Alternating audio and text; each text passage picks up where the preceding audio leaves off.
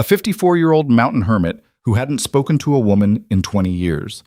A 24-year-old baker who had been publicly humiliated, laughed at, and left behind by everyone she ever trusted. Nobody in Black Creek thought these two broken people would ever matter to anyone, least of all to each other. But on the day a storm nearly crushed her alive, he lifted the wreckage with his bare hands and looked at her. Not with pity, not with amusement, just looked at her like she was worth seeing. That one moment changed everything. If this story moves you, hit like and drop the name of your city in the comments. I want to see how far this story travels. Now stay with me. This one's going to hurt before it heals. The bread always burned when she was crying. Lydia Mercer had learned that about herself somewhere around age 14, that grief lived in her hands. When the sadness got too heavy, her fingers would shake just slightly, just enough to make her forget the timing, forget to pull the pan, forget everything except the weight sitting on her chest. And then the smoke would rise, and the bread would come out black on the bottom, and she'd stand there in her tiny kitchen above the bakery on Granger Street, staring at another ruined loaf like it was proof of something she already knew. She wasn't good at much. That was what Black Creek had decided about her a long time ago. Not pretty enough, not sharp enough, not thin enough to be looked at kindly by strangers or by the men who ran the general store or by the women at the Sunday market who always seemed to be talking just a little too loudly whenever Lydia walked past with her flour-dusted apron and her eyes pointed at the ground. She was 24 years old, and she had already made peace with a particular kind of loneliness. Not the loud, screaming kind that made people do desperate things, the quiet kind. The kind that settled into your bones like winter cold and just stayed there until you stopped noticing it was unusual. Her bakery was small. 3 tables, a cracked front window she'd repaired twice with strips of rawhide, a wood stove that leaked smoke on the left side if the wind came from the north. She made good bread. That was true. People bought it, came back for it, told her it was the best in the county, and then walked out without ever once asking her name, even though her name was painted right there on the sign above the door. Mercer's Bread and Provisions. She'd painted it herself. Took her 2 full days because she kept restarting when the letters looked uneven. The town of Black Creek sat in a wide valley between 2 ridge lines, the kind of place that collected people who had run out of road in every other direction. Miners who'd struck nothing, families who'd lost farms to drought, drifters, gamblers, men running from debts or warrants or the particular shame of having made too many wrong choices. There were maybe 300 people living there on any given month. The number changed with the seasons and with the violence, which came regularly enough that most people had stopped being surprised by it. It was not a gentle town. Lydia had been born in it, and she suspected she would die in it, and somewhere along the way she had accepted that those 2 facts together added up to a life that would simply be endured rather than enjoyed. Her mother, Clara, still lived on the east side of town in the house Lydia had grown up in, a narrow 2-story with warped floorboards and a front porch that tilted left. Clara had remarried when Lydia was 9, a broad-shouldered man named Roy Mercer, who did not drink every day, just most days, and who had a talent for the particular cruelty that disguises itself as honesty. She ain't built for hardship, Roy used to say about Lydia, right in front of her, to anyone who would listen. Too soft in the head and too wide in the hips. World's gonna eat her alive. He'd said it so many times and to so many people that by the time Lydia was 12, other kids were saying it too. By the time she was 16, it had become simply the agreed-upon truth of Black Creek regarding Lydia Mercer. Soft, clumsy, too much of everything that didn't count and not enough of anything that did. She had one friend, a woman named Pearl who ran the laundry house 2 streets over, a sharp-tongued, quick-laughing woman about 10 years older than Lydia who had never once treated her like a burden. They had coffee together on Thursday mornings without fail, and Pearl was the only person in town who knew the full story of Daniel Hatch. Daniel Hatch was 20 years old and broadly considered good-looking in the way that careless young men often are. Easy smile, lazy confidence, the kind of boy who walked into rooms and expected them to rearrange around him. He had started talking to Lydia on a Tuesday in October when she was 19. He'd come in for bread, stayed to talk, come back the next day, and the day after that. For 3 weeks, Lydia had let herself believe it. She knew better in the part of herself that had been listening to Roy Mercer for a decade. She knew what she looked like. She knew what the town thought of her. But Daniel was warm and he was funny, and he brought her a ribbon once, blue, the color of early morning sky. And when he tucked it into her hair and told her she looked pretty, she had let herself trust it. The truth came out on a Saturday night at the Broken Spur Saloon. Lydia hadn't been there. Pearl told her about it the next morning, and Pearl told her slowly, carefully, like someone packing broken glass. But careful didn't change what it was. Daniel had made a bet with 5 of his friends. $20 paid out when he could get Lydia Mercer, the town's favorite joke, to believe a man was courting her. He'd reported back to them every visit, doing impressions of the way she blushed, describing how she'd saved the blue ribbon in a tin box under the counter like it was precious. He'd had the whole saloon laughing. Lydia sat across from Pearl that Sunday morning and didn't say anything for a long time. Then she said, "I still have the ribbon." And Pearl reached across the table and held her hand. That was the last time Lydia Mercer let herself believe someone was looking at her with kindness. After Daniel Hatch, she learned to assume the alternative. Kindness was a setup. Interest was a joke. And love, the real, solid, built-to-last kind of love that she watched other women live inside, was something the world parceled out carefully and had decided long ago was not for her. She was 24 and she had already stopped hoping.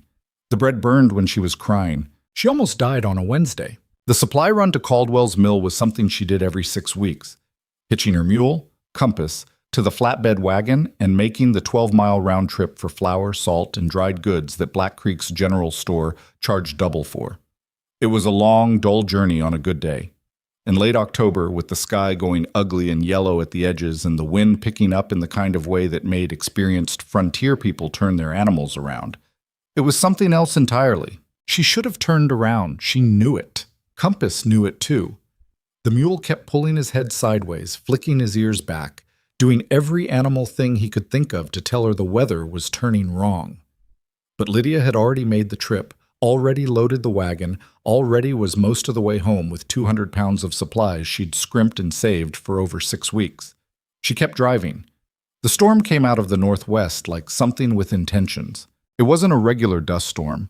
It was the kind that the old-timers called a roller, a wall of red-brown dirt and debris that could swallow a horse whole and leave it standing, which was to say it moved that fast and hit that hard. She heard it before she saw it, a sound like a distant freight train, except the train was the entire sky. Compass screamed, actually screamed, a sound she'd never heard from him, and lurched sideways just as the wall hit them.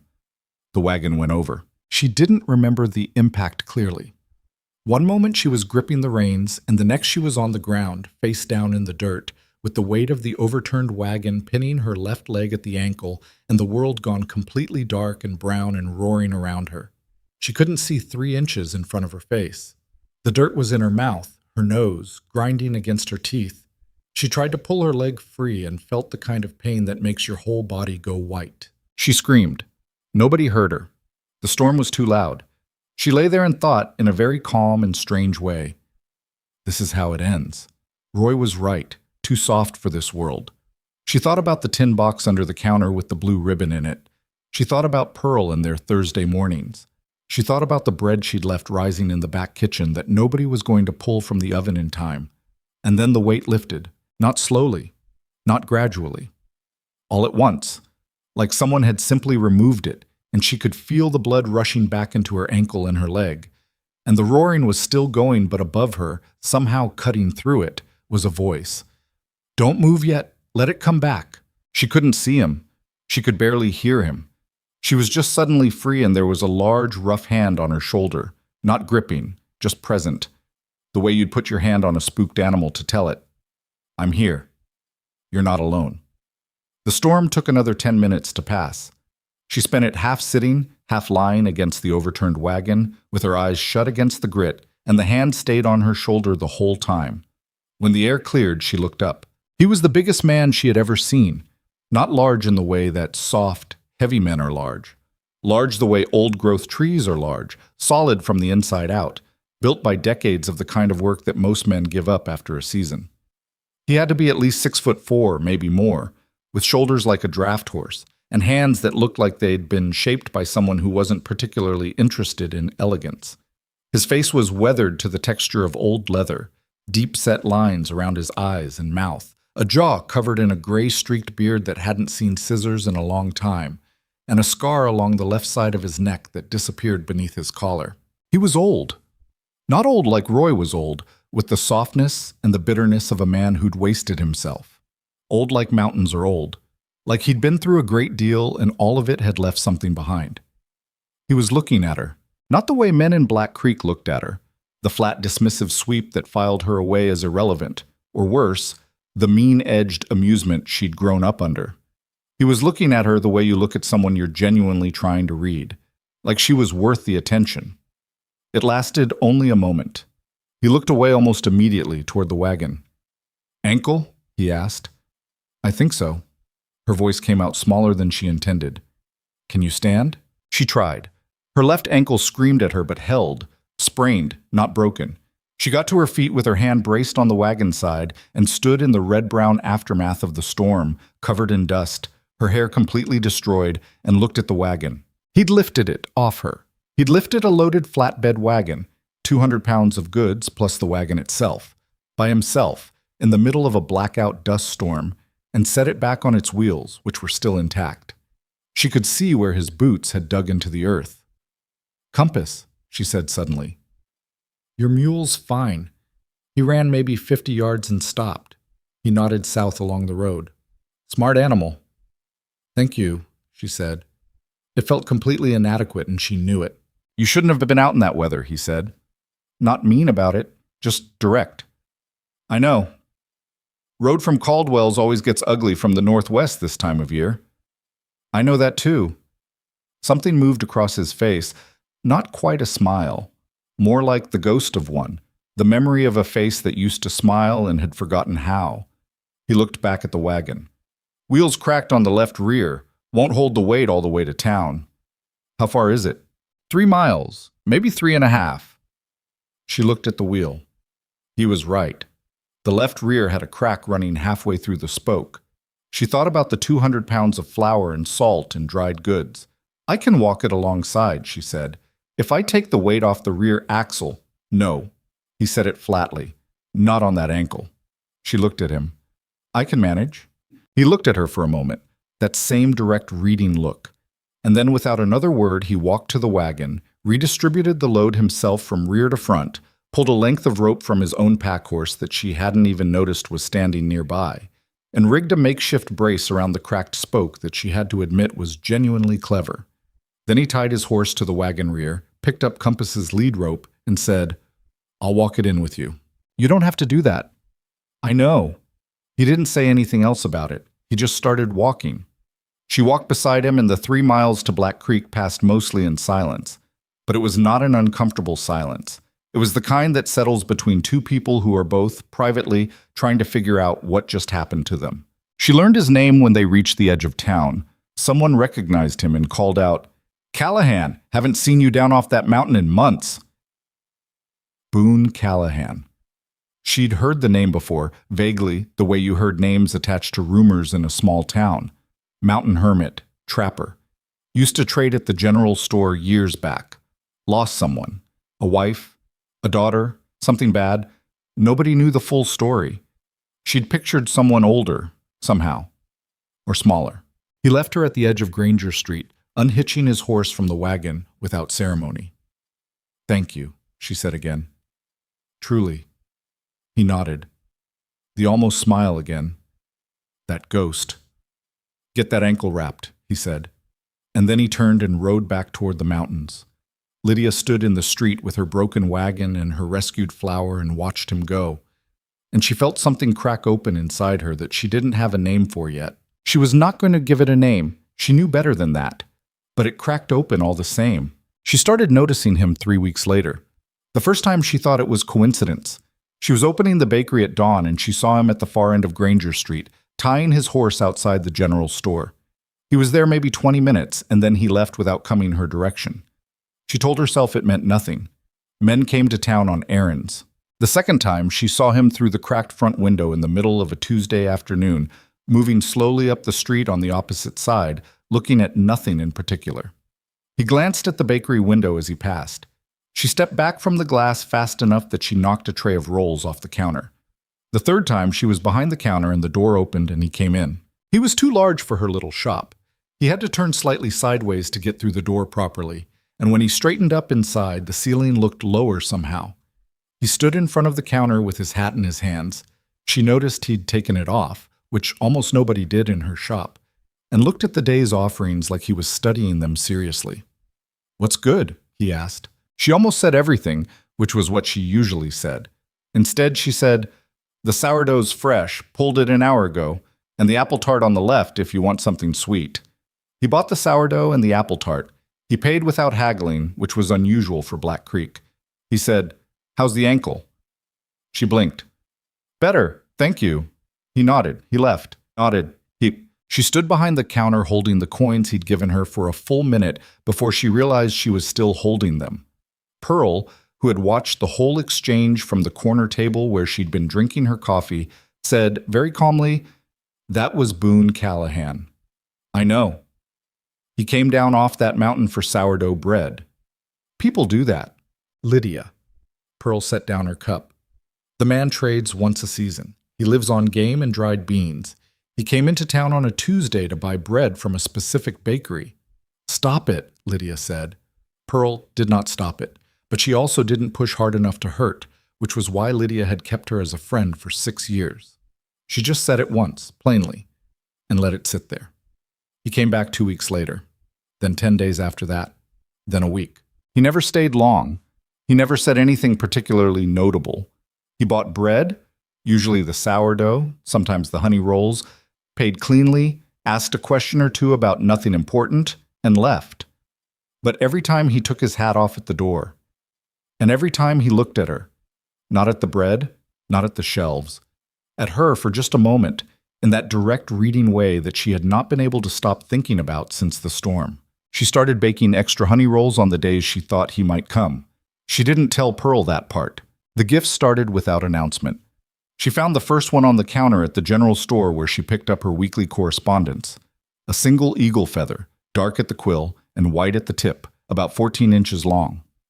Tom Briggs behind the counter said Callahan had left it for her, said it casual, like mountain men left eagle feathers for women all the time. She carried it home wrapped in her apron. A week later, there were 3 smooth river stones, each a different color: slate gray, deep red, pale green, stacked neatly on the same counter spot. No note. Tom Briggs gave her the same casual shrug. The week after that, a small bundle of dried wildflowers tied with a strip of brown leather. Each time she brought these things home and looked at them, she had 2 competing reactions happening simultaneously.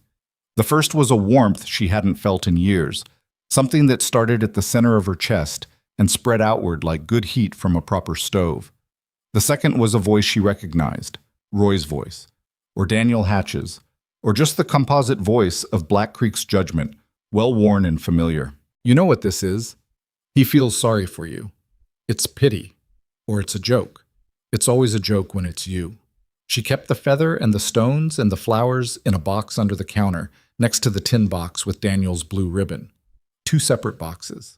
2 separate kinds of hope. She started leaving things in return because she couldn't seem to stop herself. Not at the general store. She wasn't ready for Tom Briggs's eyes. She left things tied to the hitching post outside when she knew he was in town. A small cloth parcel of honey cakes, his favorite, wrapped in brown paper. A jar of preserved peaches from the fall. A small square of honeycomb she'd gotten from the beekeeper outside town. She never signed anything. He never acknowledged them out loud. But he kept coming back. And the gifts on the counter kept appearing. Pearl watched all of this with the specific expression of a woman who has decided to let someone figure something out on their own terms, and who is simultaneously holding back an enormous amount of commentary. Lydia appreciated the restraint even as she knew Pearl was probably talking to herself extensively about it. The town, however, was less restrained. Black Creek was not a large place and it had no competing entertainment. People noticed. Observations were made loudly, often near enough for Lydia to hear them. Some of it was simple mocking, the old reliable Mercer humor, repackaged for a new situation. What would a man like that want with a woman like her? She must have cooked her way into his attention. Some men will take what they can get. She'd heard worse. She had armor for this particular kind of cruelty, though the armor was heavy and wearing it was exhausting. But some of the talk was different. She caught it in fragments. A woman at the market saying quietly to another, "He looks at her like she's the only thing in the room." An old miner at the table near the window, watching Boone leave one afternoon, saying to nobody in particular, "That's a man who found something." She didn't know what to do with that kind. Kindness was harder to hold than cruelty. Cruelty she knew how to carry. Kindness had weight she wasn't used to. The Harvest Festival happened in the third week of October. The whole town turned out, the square strung with lanterns, the smell of roasting corn and whiskey and wood smoke, fiddle music scraped out enthusiastically by men who were better at enthusiasm than fiddle. Lydia almost didn't go. She almost didn't go to things like this. But Pearl had essentially dragged her by the arm, which was how Pearl operated. And Lydia found herself standing at the edge of the crowd in her good dress, her only good dress, dark blue wool, a little tight across the shoulders now, watching the dancing and trying to decide if she could leave without Pearl noticing. She saw Boone on the other side of the square. He looked like a man who had come to town for supplies and found a festival in the way, vaguely uncomfortable with the density of people, standing with his back to the wall of the livery stable like he was trying to keep something solid behind him. He hadn't seen her yet. She hadn't decided whether to cross the square when Danny Pierce and his crowd found her first. Danny Pierce was 22 and his father owned the largest cattle operation in the county, and he had grown up understanding that these two facts together meant the world was obligated to find him charming. He was drunk by 7 o'clock and got louder every hour after that. He and 3 of his friends, boys Lydia had gone to school with, boys who had laughed at the right times during Daniel Hatch's saloon performance years ago, materialized out of the crowd around her. "Mercer," Danny said it like it was the beginning of a joke already. "You clean up, huh?" She said nothing. She knew this game. Say nothing, move away, don't give them a target. "You waiting for your mountain man?" One of the others, she didn't catch which one, said it in a swooning falsetto that got a laugh from the group. "Big Boone Callahan, come to rescue the baker lady, Atomo." "Leave me alone, Danny. I'm just asking." He moved sideways to stay in her path.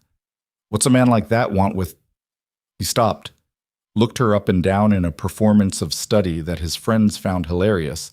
"You know, with you?" She felt the familiar white heat of humiliation start in her face and move down through her whole body. The crowd nearby had gone quiet in that particular way crowds go quiet when they sense something going wrong and have decided to watch, rather than intervene. "Move," she said. "You should be grateful someone's paying attention." His voice had gone meaner, the drunk mean that young men get when they feel powerful in front of their friends. "Most women in your situation." He reached out and grabbed her arm. Not hard, not violent, just the casual authority of someone who had never been stopped from touching things he wanted to handle. She yanked back. He held. And then Boone was there. She didn't see him cross the square. One moment he wasn't there, and the next he was, stepping between her and Danny Pierce with the slow, deliberate movement of someone who doesn't need speed because the outcome has already been decided. He was at least 6 inches taller than Danny and outweighed him by probably 80 pounds of the kind of weight that isn't soft anywhere. He didn't raise his voice. He didn't touch Danny Pierce. He just looked at him. "Let go of her arm," he said. The voice was quiet, completely quiet. That was the frightening part. The absolute absence of agitation in it, like a man who had been through things so much worse than this particular situation that raising his voice would have felt theatrical. Danny let go. The crowd was completely silent now. Boone didn't look at them. He turned to Lydia, and his face did something she wasn't prepared for. It softened. Not all the way. His face was not built for all the way, but the hard edges went somewhere, and he looked at her with something that was plain and direct and entirely unashamed. "Come on," he said, quietly, just to her. She went. They walked out of the square and through the edge of town and down the path that curved toward the lake. The cold, still lake that sat a mile beyond the last building, black and bright under the October moon, ringed with cottonwood trees that had gone gold and were dropping their leaves in the windless air. She didn't know she was shaking until they stopped walking and she tried to speak. "I'm fine," she said, which was not a convincing statement from a shaking person. He didn't argue with it. He sat down on a flat rock near the water's edge and said nothing, and she sat down too. Not close, but close enough. And the shaking gradually stopped. The moon was bright. The water was completely still. A leaf fell from one of the cottonwoods and touched the surface without a sound and sent ripples out in perfect rings. She looked at him sideways. He was looking at the water. His face was doing the thing it did. The closed-off, careful thing. But she had been watching that face for months now, and she thought she could see something moving underneath it. Something that had been quiet for a very long time and was trying to figure out if it was safe to make noise. "You didn't have to do that," she said. "Yes, I did." "You could have stayed against your wall." He was quiet for a moment. "I could have?" he said. She waited. He picked up a flat stone and turned it over in his fingers. A habitual gesture, she'd noticed, something he did when he was thinking. "I lost my wife," he said, "and my daughter, long time ago." He said it flat and factual, the way you state the weight of something heavy rather than describing the weight itself. "Raid. There was a raid on our homestead. I wasn't home." She said nothing. She understood that some things require silence more than response. "I came back up to the mountains after that, and He stopped, turned the stone over again. "I just stayed. Stopped seeing the point of coming back down." "Why did you?" He looked at her then, fully. The reading look, but closer now, and not quite as guarded as it had been. "You," he said. Simple as that. No elaboration, no softening it, no making it smaller to make it easier to receive. Just you. I don't know how to say it better than that. I just know that I started thinking about coming down before I had any reason to. And then the storm came and I had a reason, and I kept coming back because... He stopped again. "Because what?" Her voice had dropped to almost nothing. He looked back at the water. "You're the first thing," he said slowly, "that's made me want to live again instead of just survive." The cottonwood leaves fell. The water held its rings. Lydia sat beside a man who had spent 30 years being consumed by a wilderness of his own making and looked at him and felt something she had spent 5 years aggressively refusing to feel. She was terrified. She picked up a flat stone of her own and held it. She didn't say anything, not because she had nothing to say. She had too much, a whole 5 years of it, compressed and pressurized and sitting right at the surface. But because she was not ready, not quite, not yet. Not tonight. But she stayed by the lake until the moon had moved well across the sky, sitting beside a man who didn't need her to be beautiful or clever or anything other than present. And for the first time in 5 years, she didn't feel like something the world had left out. She didn't sleep that night. She lay in the narrow bed above the bakery with her hands folded on her chest and stared at the ceiling and listened to the wind off the ridgeline move through the gap in the south-facing window, the one she'd never gotten around to sealing properly. The lamp was out. The bread she'd left rising was done by now, overproofed and probably ruined, and she couldn't bring herself to care. "You're the first thing that's made me want to live again, instead of just survive." She turned it over in her mind the way he turned stones over in his fingers, looking at all the sides of it, testing the weight. He hadn't said it like a man trying to impress someone. He'd said it the way people confess things they've been holding too long, with the kind of tired relief that comes from finally putting something heavy down. That was the part that frightened her most. It would have been easier if it had sounded practiced. If he had smiled the right way at the right moment, tilted his head, used the kind of smooth and easy language that men use when they want something. That she knew how to handle. That was Daniel Hatch, and she had her armor for Daniel Hatch. But Boone Callahan had said it to the water, not to her, and he hadn't waited to see what it did to her face before he decided whether it was true. She fell asleep sometime around 3 and dreamed about the lake. The days after the festival passed with a strange quality, slower than usual, more textured, as though ordinary things had acquired details she hadn't previously noticed. The particular way the morning light came through the cracked front window and lay across the wooden floor in a long yellow stripe. The smell of yeast and warm grain that lived in the walls of her bakery so thoroughly it had become indistinguishable from the building itself. The sound of Granger Street waking up outside, horses, boots on boards, the distant crack of the blacksmith's hammer starting its day. She noticed all of it. She wasn't sure what that meant. Boone didn't come into town for 11 days after the festival. She counted. She was not proud of counting, but she counted. Pearl came for coffee on Thursday morning and sat across from her and said, with no preamble whatsoever, "You haven't burned the bread all week." Lydia looked up from her cup. "What? You always burn at least 2 batches a week. You haven't burned one since the festival." Pearl wrapped both hands around her own cup. "I'm just noting it. The stove is behaving better." Pearl's expression was the specific one that meant she had approximately 15 things to say and was exercising enormous restraint in not saying them. "The stove. Pearl. I'm not saying anything. You're saying quite a lot without saying it. I'm drinking my coffee." Pearl took a deliberate sip. "How's your ankle?" Lydia looked at her for a moment. Then, despite everything, the sleepless nights, the counting, the careful internal project of not letting herself hope, she laughed, really laughed, the short, surprised kind that comes out before you can stop it. Pearl grinned. "There she is? Stop it. I haven't done anything." "You're doing something right now." Pearl set her cup down and leaned forward on her elbows, and her voice went genuinely quiet. "Lydia, I want to say one thing and then I'll stop." Lydia waited. "That man came into a crowded square and walked through it like a wall to get to you. He didn't think about it. He didn't hesitate. He just moved." She paused. "I've been in this town a long time, and I have never once seen a man do that for you. Not your stepfather, not any of the boys you grew up with, nobody." Another pause. "So whatever you're doing in your head right now, whatever voice is telling you to be careful, just let it know that some things are real." Lydia looked at the table. "He lost his family," she said. "I know. He's been alone up on that mountain for 30 years. I know that too." "Pearl, he doesn't—" She stopped, started again. "I don't know what he wants, and I don't know what I want. And every time I start to think about it, I hear Roy's voice telling me I'm a fool who can't read a room." Pearl was quiet for a moment.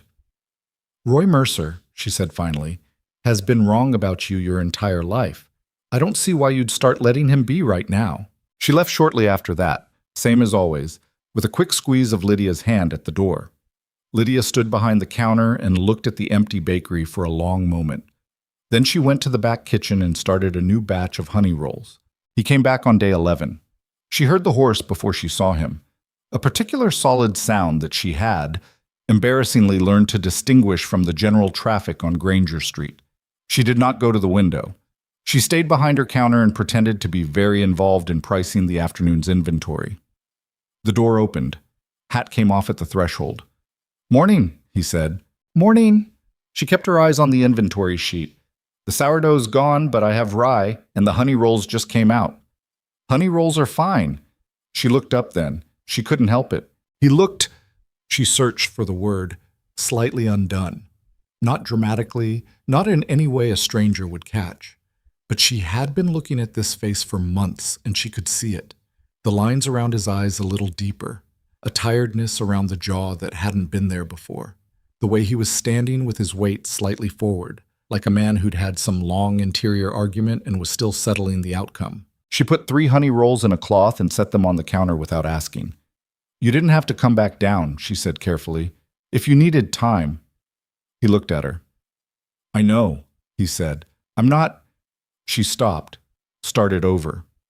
"I'm not expecting anything, Boone. What you said at the lake. I'm not holding you to it, or waiting on it, or—" "Lydia."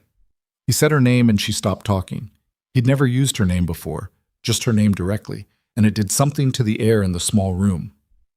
"I know what I said." "Okay." "I said it because it was true." "Okay." Her voice came out smaller than she intended. "I stayed away because—" He put his hat on the counter and ran a hand back through his hair, a gesture that looked like frustration aimed at himself rather than at her. "I'm not easy to be around. I don't talk much. I live 3 hours up a mountain, and I come into town once every 6 weeks on a normal run. I don't know how to—" He stopped. "I don't know what I'm doing here. I'll be straight with you about that." She looked at him. "Neither do I," she said. Something about that seemed to land right. The tight thing in his shoulders shifted slightly. "The eagle feather," he said, "and the stones. I have them. They're under the counter. The peaches you left at the post." "That was me," she admitted. The ghost smile. Fuller this time, maybe 5% more than usual, which on Boone Callahan's face was considerable. "I know it was you," he said. "I didn't sign them." "You wrapped them in the same brown paper you use for the bread." She felt her face go warm. She had not considered the brown paper. She said, without quite planning to say it, "I bake extra honey rolls on the days I think you might come in." The quiet in the room changed.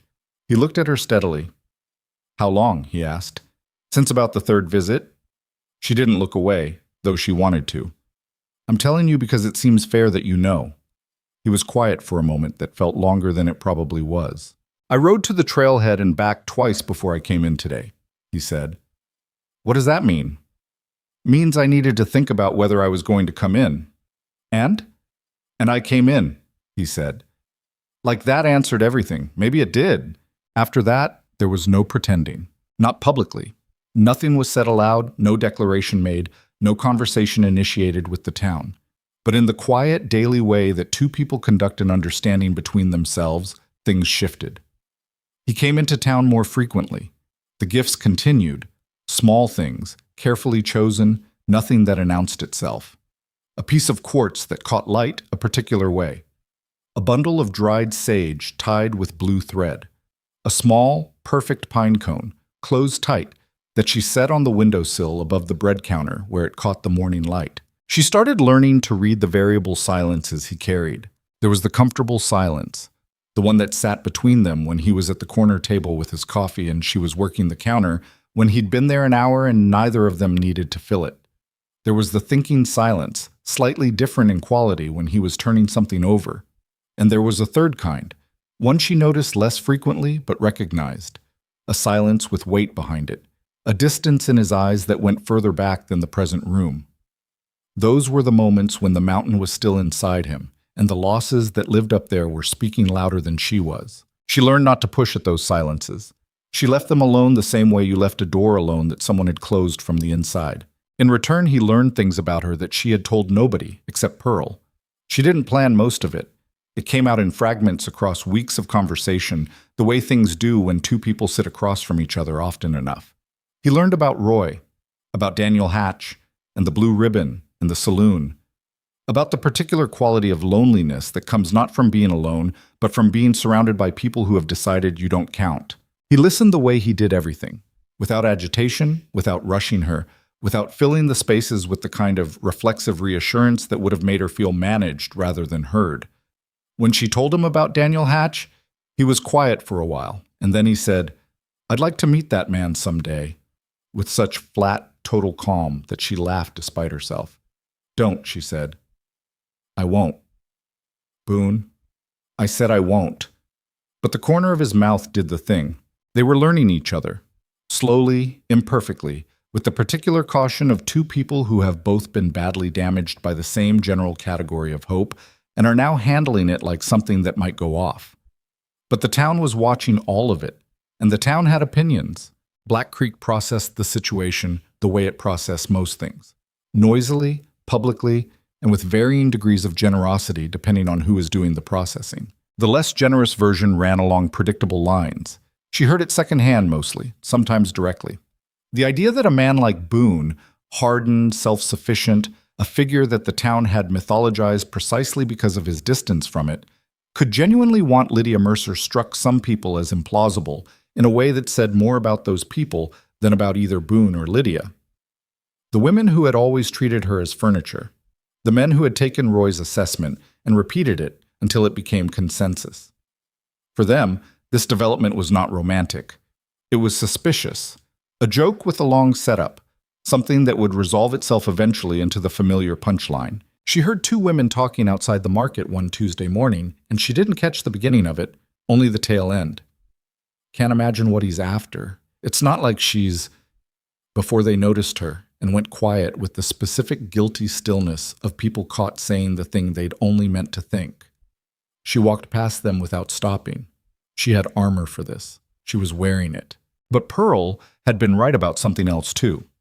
There was a different current running through town, quieter and harder to trace, but real. The old miner, Gus, who sat near her front window most mornings and said little to anyone, had started nodding at her when she arrived to open up, a slow, acknowledging nod, like a man recognizing something he'd seen the early signs of and was pleased to see confirmed. The widow Hartley, who had lived next door to Lydia's mother for 20 years and never once stopped in the bakery, came in on a Wednesday afternoon, bought a loaf of rye, and said, without looking directly at Lydia, "He's a good man, always was, before all the grief took him away." Then she left. Lydia stood behind the counter and held the coins. She was, she realized, terrified. Not of Boone. Not exactly. She was terrified of herself, of the part of herself that was starting to believe this was real, that was letting warmth into places she had deliberately kept cold, that was beginning to structure small, involuntary hopes around a man who came down from a mountain to sit in her bakery and drink coffee and leave stones on a general store counter. The voice was always there. Roy's voice. Daniel's voice. The voice of everyone who had looked at her and found her wanting. You know how this goes. You know what you are. You know what happens when you let yourself believe. She didn't throw the box of stones away, but she didn't look at it either for a few days. It was a cold Saturday in November when everything cracked open in the wrong direction. She had been having a good day, which she later thought was probably why it hit her so hard. A good day, good sales, a brief conversation with Boone that morning that had left her feeling, she had no better word for it, seen, specifically and clearly and without apology. He had looked at her when he left and said simply, "You look well today." And it hadn't sounded like a performance. It had sounded like something he'd noticed and decided to say. She was riding that warmth through the afternoon like a small, careful fire. And then she went to pick up her correspondence from the general store, and Tom Briggs, who was behind the counter with two men she didn't know well, ranchers from the eastern spread, was mid-sentence when she walked in. "Callahan always had strange taste," Tom was saying, in the voice of a man who has had 2 drinks and believes this makes him interesting. Lived alone too long, probably forgot what he was supposed to be looking for. One of the ranchers laughed. The other said something she didn't catch, and Tom glanced up, saw her, and went completely still. The other 2 men turned to look at her. One of them had the decency to look uncomfortable. The other just looked curious, the way people look at something they've been discussing when it walks into the room unexpectedly. Lydia walked to the counter. She picked up her letters. She put her coins down. "Thank you, Tom," she said. Her voice came out completely level. She was proud of that later. At the time, she just needed to get out the door. She made it 2 blocks before she had to stop. She stood outside the feed supply with her letters in her hands and her back against the wall and breathed. In. Out.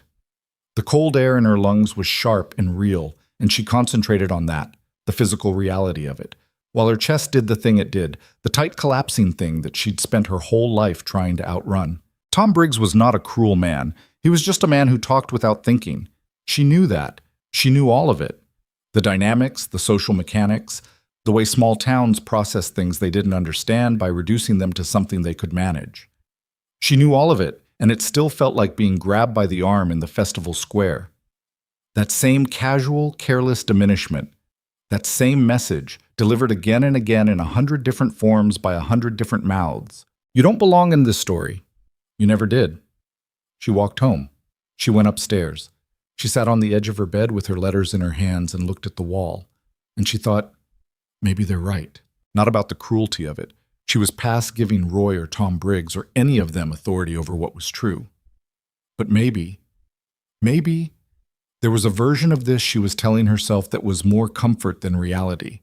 Maybe a man who had lost a wife and daughter and spent 30 years in the mountains grieving was simply not in a state to know what he was reaching for. Maybe she was a warmth he was mistaking for a destination when she was really just the first shelter he'd come near in a long, cold time. And when the cold passed and he found his bearings, she would be standing in the wreckage of herself again, holding a blue ribbon in a tin box. She sat with that for a long time. Then she went downstairs and she started baking. The next morning was Thursday. Pearl came at her usual time, let herself in with the knock that was barely a knock. 2 quick raps, the signal they'd established years ago, and sat down with her coffee and looked at Lydia across the table. "You heard something," Pearl said. "Tom Briggs." Pearl made a sound that was not quite a word. "I've been thinking," Lydia said. "Tell me, what if what he's feeling isn't about me, specifically? What if it's just that he's been alone so long that anyone who was kind to him would have... Stop! Pearl's voice was firm, but not unkind. Look at me. Lydia looked at her. That man, Pearl said, rode past this bakery for 3 weeks before he ever came inside. You told me that yourself. He was watching you before he ever talked to you, before you were kind to him, before you left anything at the post. She paused. He didn't come down from that mountain because someone was nice to him. He came down because of you. Lydia was quiet. You're doing it again, Pearl said, quieter now. You're building the exit before you've walked in the door. Because if you build the exit first, it hurts less when you have to use it. The words landed with the specific weight of an accurate thing. Lydia looked at her coffee. I don't know how to trust this, she said. Not as an excuse, just as a true thing. I know, Pearl said. But you're going to have to figure it out, because that man... She stopped, seemed to reconsider how she was going to finish it. Lydia. Some people come into each other's lives at exactly the wrong time in exactly the right way. And the only thing worse than the risk of being wrong is not taking the risk at all. She left shortly after, same as always. The door settled shut behind her. Lydia sat alone in the quiet bakery with her hands around her coffee cup and the morning light moving across the floor in its long yellow stripe. She thought about the lake, the perfectly still water, the cottonwood leaves letting go. She thought about a man who had built himself a prison out of grief and had walked down out of it for her. Not despite herself, for her. She got up. She went to the shelf under the counter and she took out the box with the stones and the feather and the dried wildflowers, and she set it on the counter in the open where anyone walking past the window could see it. Then she started the bread.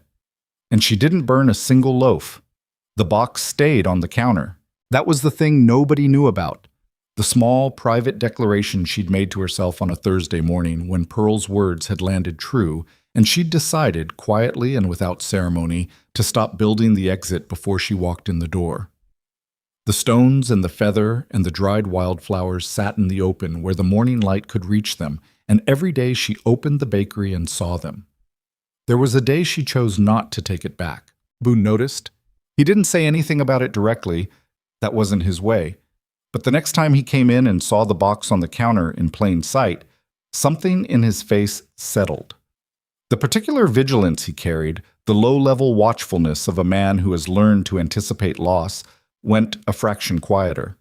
She caught it, and she held it in her chest, and she didn't say anything about it either. What they were doing, she understood, was learning to trust the same thing from opposite directions. She was learning to believe that warmth aimed at her was not automatically a setup. He was learning to believe that attachment was not automatically a sentence.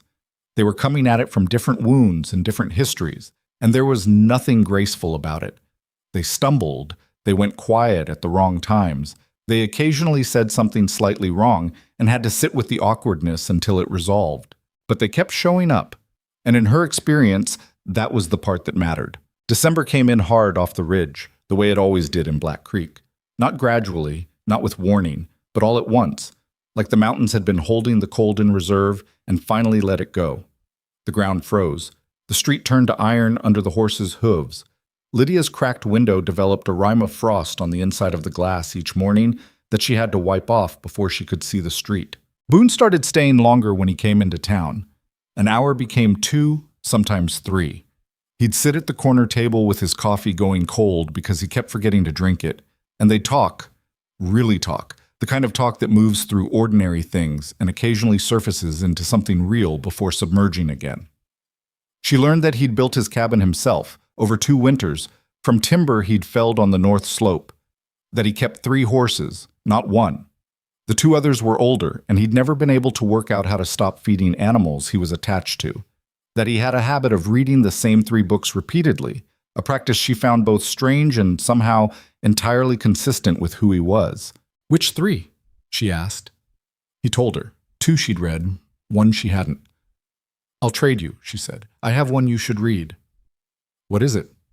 She described it. He looked skeptical in the way he looked skeptical about things. Not dismissively, but carefully, like a man price-checking something at the market.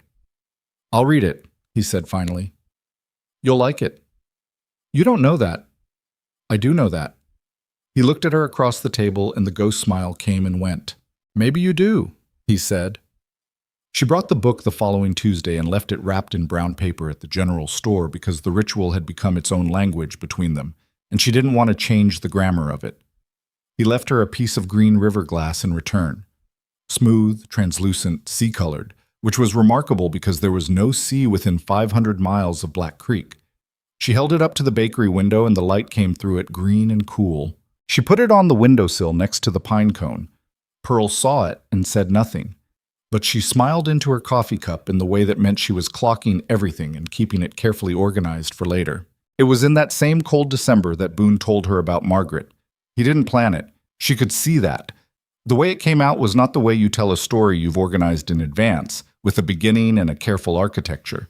It came out the way old damage comes out when two people have been talking long enough and honestly enough that the borders of what you keep separate start to dissolve. They had been talking about the cabin. She'd asked about the second bedroom, mentioned it casually while he was describing the floor plan, and she saw him go still. "That was my daughter's," he said. She didn't move, didn't redirect, just waited. "Her name was Alice." He said it to the table. "She was 6. Margaret, my wife, but she was 28. He paused. "They were good. They were good people who were in a bad place at a bad time. That's all it was." "How long after did you go to the mountain?" "Same winter." He was turning the stone over in his fingers, the flat one he carried in his coat pocket. She'd noticed he always had one. "I went to bury them. I had a brother in Missouri who sent word, told me to come stay. I kept thinking I would. I couldn't figure out how to leave." The cabin. He looked up. "It sounds like I was punishing myself. Maybe I was, but it didn't feel like punishment from the inside. It just felt like the only place that made sense." "Because they weren't there," she said carefully. "So it wasn't a reminder. It was just apart from all of it." Something moved through his face. Recognition, maybe. The specific relief of being accurately understood. "Yeah," he said. Something like that. She thought about her own version of that. The way she'd contracted, after Daniel Hatch, after a lifetime of Roy's voice, into the smallest possible version of herself that would fit in the least amount of space and require the least amount of hoping. Not a mountain cabin, but the same principle. "I kept their things," he said. "Margaret's, Alice's, in a box under the bed." He paused. "For a long time I thought I'd do something with them eventually. I never did." "Maybe you don't have to do anything with them," Lydia said. "Maybe they can just be there." He looked at her. "Pearl is rubbing off on you," he said. She laughed, genuinely surprised. "What does that mean?" "She says things straight," he said. "You're starting to." "I've always said things straight." "You used to say them straight and then take them back and apologize." She opened her mouth and then closed it because that was accurate enough that she had no counter for it. He watched her with that expression, the reading one, but softer now than it had been in October. Worn in a little, the way a path gets worn with use. "I don't need you to fix it," he said, "about Margaret, about Alice, about the box under the bed on the mountain. I'm not looking for someone to. I just wanted you to know, because you told me things." "I know," she said. "I'm not telling you so you'll feel sorry for me." "I don't feel sorry for you." He seemed to need to hear that. The tension in his jaw loosened slightly. "Good," he said. They sat with it for a while. The stove crackled. Outside the frosted window, Black Creek moved through its afternoon, horses and boots, and the distant commerce of a town that had no idea what was being said in a small bakery on Granger Street. The coffee in both their cups had gone completely cold. She got up and refilled them without asking. He watched her do it, and she knew, in the way you know things that you've been trying not to know, that she was in love with him. Had been for a while, probably.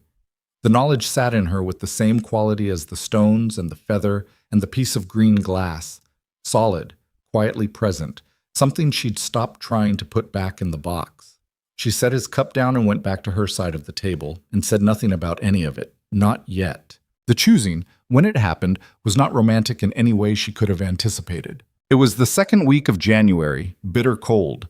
A week after a snowfall had turned Black Creek's mud streets into something navigable for exactly 3 days before the traffic turned it back to mud under a thin frozen crust. Boone had come down on Tuesday, stayed through Thursday for the first time. Pearl had lent him a room at her laundry house without anyone asking her to, a gesture so perfectly Pearl that Lydia had hugged her wordlessly in the street, and Pearl had patted her back twice and said, "Yes, yes, go away." And on Friday morning, he had said goodbye at the bakery door and ridden back up the mountain. He was back in 12 days instead of the usual 3 to 4 weeks. He came in looking like he hadn't slept well. "I need to tell you something," he said. "Okay?" She set down what she was doing. He stood on his side of the counter and she stood on hers, and he said, "I'm going to do the wrong thing if I'm not careful." "What does that mean?" "It means I keep thinking about what I can give you and what I can't." He stopped, tried again. "I live on a mountain. I come to town 10 times a year on a good year. I don't have much. The cabin's sound, but it's not. I don't have what other men have. I'm not interested in what other men have. Lydia, I'm not. Listen to me." He said it gently but firmly. "I have bad nights. Not every night, but some nights they're bad. I don't sleep. I go outside and sit until it passes, and sometimes it takes a while. I can't promise you I'm fixed. I'm not fixed. I've been broken for 30 years, and being here with you has made things better, but I'm still—" He paused. "I'm still a man who has things wrong with him." She looked at him across the counter. "Do you want me to list mine?" she said. "That's not the point." "I think it's exactly the point. You're telling me you're damaged because you think it disqualifies you. I'm telling you because you deserve to know what you'd be—" "Boone." She said his name the way he had said hers in November, directly, to cut through. "I burn the bread when I'm sad. I have a tin box under this counter with a ribbon in it from a man who made a bet with his friends about me. I don't go to things in this town because half this town has spent my whole life treating me like a punchline. I have a stepfather who told me I was too soft for the world, and I still hear his voice when someone is kind to me." She paused. "We are both broken. That's not the question. The question is whether you want to be broken in the same direction." He stared at her. The kitchen smelled like baking bread. The frost was on the window. It was 9 in the morning on a Friday in January, and Lydia Mercer was standing behind her bakery counter being more honest than she had ever been in front of another person, and her hands were shaking. Slightly, just slightly, the grief shaking, except this wasn't grief. This was something else entirely that she didn't have a clean word for.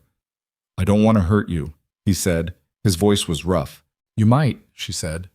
"I might hurt you too. That's not a thing you can guarantee away. You can only decide if it's worth the risk." He looked at her for a long time. Then he walked around the counter. He stopped in front of her, close enough that she had to look up at him, which she was used to. He was a full foot taller, and he reached out and put his hand against the side of her face, very carefully, the way you handle something you're frightened of damaging. She put her hand over his. Neither of them said anything. The bread in the oven ticked in the heat. Outside, Black Creek moved through its Friday morning without any awareness that something irrevocable had just happened in the bakery on Granger Street. That was the choosing, not dramatic, not perfect. Two broken people standing in a flour-dusted kitchen deciding that the risk was worth it. That was all. It was enough. What came after was not a sudden transformation. That was the truth of it, the part that nobody would have made into a story because it was too ordinary and too real. They were awkward sometimes. He was not a man who had been emotionally present with another person in 3 decades, and there were moments where he simply didn't know what to do, where she needed something from him, and he could see that she needed it and couldn't find the shape of how to give it. She had to learn to tell him directly, which did not come easily to a woman who had spent her life making herself smaller and her needs quieter so they wouldn't be used against her. He had bad nights. He'd warned her, and he was right. She didn't witness most of them. He was still on the mountain for the majority of each month, but she heard about one, the 3rd week of February, when he'd been in town and Pearl had told her quietly that she'd seen him sitting on the front step of the laundry house at 3 in the morning, just staring at the dark. She'd gone to him the next day. "You could have woken me up," she said. "It wasn't your problem." "Boone, it passes. I've been managing it a long time." "I know it passes, and I know you manage it." She kept her voice even. I'm not saying it doesn't. I'm saying you don't have to manage it alone anymore if you don't want to. He looked at the street for a moment. Old habit, he said. I know. Give me some time with it. I'm not going anywhere, she said. He looked at her sideways. You're doing the pearl thing again. I'll take that as a compliment. The ghost smile. Then the real one. She'd seen it 3 times by now. The actual smile, the one that moved his whole face and made him look 10 years younger and like a man who had once known how to be happy and was slowly remembering the way back to it. She counted those smiles the way she'd once counted his visits. She wasn't ashamed of it. Spring came in March. Early, tentatively, the way spring always came to the valley, testing the air before committing. The mud thawed and the sky went from iron gray to a pale watery blue, and the cottonwood trees along the path to the lake put out their first green. Roy Mercer came into the bakery on a Tuesday. She hadn't been expecting it. He never came to the bakery, had made a point, in the years since she'd set it up, of demonstrating his opinion of the enterprise by patronizing Hendrick's Dry Goods instead for any bread he needed, telling anyone who would listen that his stepdaughter made a decent enough loaf but charged city prices for frontier work. He came in and stood in front of her counter with his hat in his hands, and she realized she'd never seen Roy hold his hat in his hands before. He was always putting it on things, surfaces, people's furniture without asking. The hat holding was new, and she didn't know what to do with it. I heard you and Callahan are... He stopped, started differently. People are talking. People are always talking, Roy. I mean... He looked at the counter, not at her. He's a good man, from what I know of him, which is not much. She waited. I'm not here to... He put the hat on the counter. The hat won. I just wanted to say, that's all, that he's a good man. Yes. Okay. Roy nodded. He picked up his hat. He turned toward the door and then stopped with his hand on the frame and said, without turning around, Your mother's pleased, for what it's worth. He left. Lydia stood behind the counter and stared at the door for a full minute. Roy Mercer had never in her living memory said anything to her that wasn't either a criticism or a silence. The bar was low enough that she wasn't calling it an apology, wasn't calling it transformation, wasn't calling it anything other than what it was. A man who'd spent 20 years being casually cruel, finding the narrow limits of his own decency and stepping up to them for 30 seconds before retreating. But it was something. She put the coins he'd left, he'd bought a loaf without asking the price, in the drawer, and she went back to work. She told Boone about it that afternoon when he came in. He listened without interrupting, which was his way. What did you say? He asked. Nothing much, just okay. He thought about that. Probably the right call. He's not a good man. No. But he's got some good left in him somewhere. She wiped the counter. Maybe. Boone looked at her with the reading look, except with the warmth in it now that she'd come to understand was the permanent version. The look that had replaced the closed-off careful thing as the default setting of his face when he was looking at her. You're generous, he said. I'm realistic. She set down the cloth. I'm not forgiving him. I'm just not carrying him anymore. He was quiet for a moment. I should probably do that too, he said. Not about Roy. She understood that. You'll get there, she said. You're working on it. He reached across the counter and covered her hand with his, briefly, the way he did things, never lingering past what felt true, and then let go. Yeah, he said. I am. April arrived with its particular violence. It wasn't unusual for Black Creek to see trouble in the spring. The thaw brought movement to the roads, and movement brought men who were going somewhere fast and didn't particularly care what was in the way.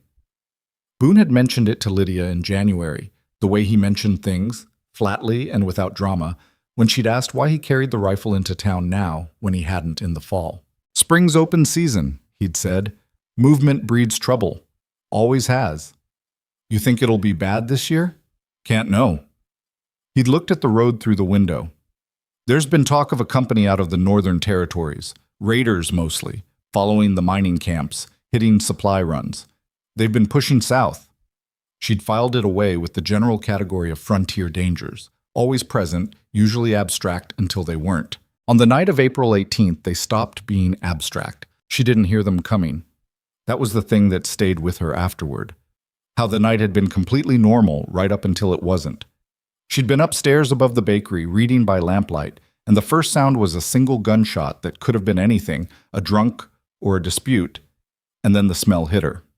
Wood smoke. Not hearth smoke. Not the homely smell that Black Creek exhaled all winter. This was different. Sharp, aggressive, too much of it, coming from the wrong direction. She went to the window. The east end of town was on fire. Not one building, 3, 4. She could see the light of it jumping between structures, the particular fast-moving orange that meant dry wood and wind, and no intention of stopping. And in the firelit street below, men she didn't recognize were moving with horses and torches, and the specific purposeful organization of people who had done this before. She had 3 seconds of paralysis, the deep, animal kind. Then she thought, my mother's house is on the east side. She pulled on her boots and her coat and went down the stairs. The street outside was starting to fill with people, Black Creek residents, most of them still half-dressed, stumbling out of their homes and businesses with the blinking confusion of people yanked from sleep into catastrophe. She could hear shouting, a woman screaming 2 streets over, the sound of horses moving fast and deliberately through the dark. She ran east. The heat reached her half a block before she reached the house. Her mother's narrow 2-story was not yet fully caught, but the neighbor on the right was fully gone. A column of orange 40 feet high, and the left side of Clara's house was lit along the porch rail, spreading. She could see it moving. She screamed for her mother. The front door was blocked, the porch rail on fire, and the board starting to catch. And she went around the side to the kitchen door that always swelled in cold weather and stuck, and she hit it with her shoulder twice before it gave. Mama! Here. We're here. Clara was in the kitchen with Lydia's youngest siblings, 14-year-old Dora and 10-year-old Sam. Both of them wrapped in blankets, Clara's face ash white and her hands shaking as she tried to get Sam's boots on him in the dark. Where's Roy? Upstairs. Clara looked at the ceiling. He wouldn't come. He said it was just, get the children out. Go out the kitchen door, go north, stay away from the east side, go. Lydia. Go, Mama. She pushed them toward the kitchen door and then turned and went up the stairs. The smoke was heavier on the second floor. She could feel it in her lungs immediately. Not overwhelming, not yet, but thick enough to sting. She covered her mouth with her sleeve and moved to Roy's room, the front bedroom, and shoved the door open. Roy was standing at the window in his long underwear, looking at the fire with the stunned immobility of a man whose brain had not yet caught up to his situation. Roy, she grabbed his arm. We have to go. The Hendricks barn is... He was looking at the fire like it was a spectacle. Now. She hauled on his arm hard enough to turn him, and he finally moved. Not quickly, not with any particular urgency, but he moved. And she got him down the stairs and out the kitchen door and into the street where Clara and the children were waiting, with the small, huddled relief of people who had believed for 1 minute that she wasn't coming back out. The kitchen door caught fire 30 seconds after they cleared it. She stood in the north street with her family and watched her mother's house burn and felt, underneath the fear and the smoke in her lungs, something very simple. She had done a thing, and the thing had worked, and her family was standing next to her. Roy looked at her. He didn't say anything. He wasn't capable of it right then. She could see. He was still in the shock phase, the brain catching up phase, and she didn't wait for words from him. She put Clara's arm through hers and held on. And then, through the smoke and the orange-lit chaos of Black Creek's worst night in a decade, she heard a sound she recognized above everything else. A big horse moving fast on the north road. And she looked up. Boone was coming down from the mountain at a full run. She didn't know how he'd seen it. The fire was visible from a long distance. From up on the ridge, she realized. A beacon visible for miles in the dark. He hadn't waited to think about it. He'd ridden straight down. He came into the firelit street and pulled up, and was off his horse before it fully stopped, scanning the street with the fast-trained eye of a man assessing a situation. He found her immediately. He always found her immediately in crowds. She'd noticed that, the way his gaze moved and then stopped. She watched his face when he found her. The moment of it. The way his whole body changed register from emergency to relief in the space of a second. He crossed to her. He looked at her face, her hands, checking for damage. He didn't ask if she was fine. He could see she wasn't fine. She was shaking and covered in soot and smoke, but he checked her over with his hands, quick and practical, and she let him. "My family's out," she said. "Everyone's out." "I know." He had his hands on her shoulders. "I saw you." "The Hendricks house. There were people. I heard." He was already looking toward it. She could see him calculating. "Stay here." "Boone, stay here." He turned and walked toward the fire. She stayed.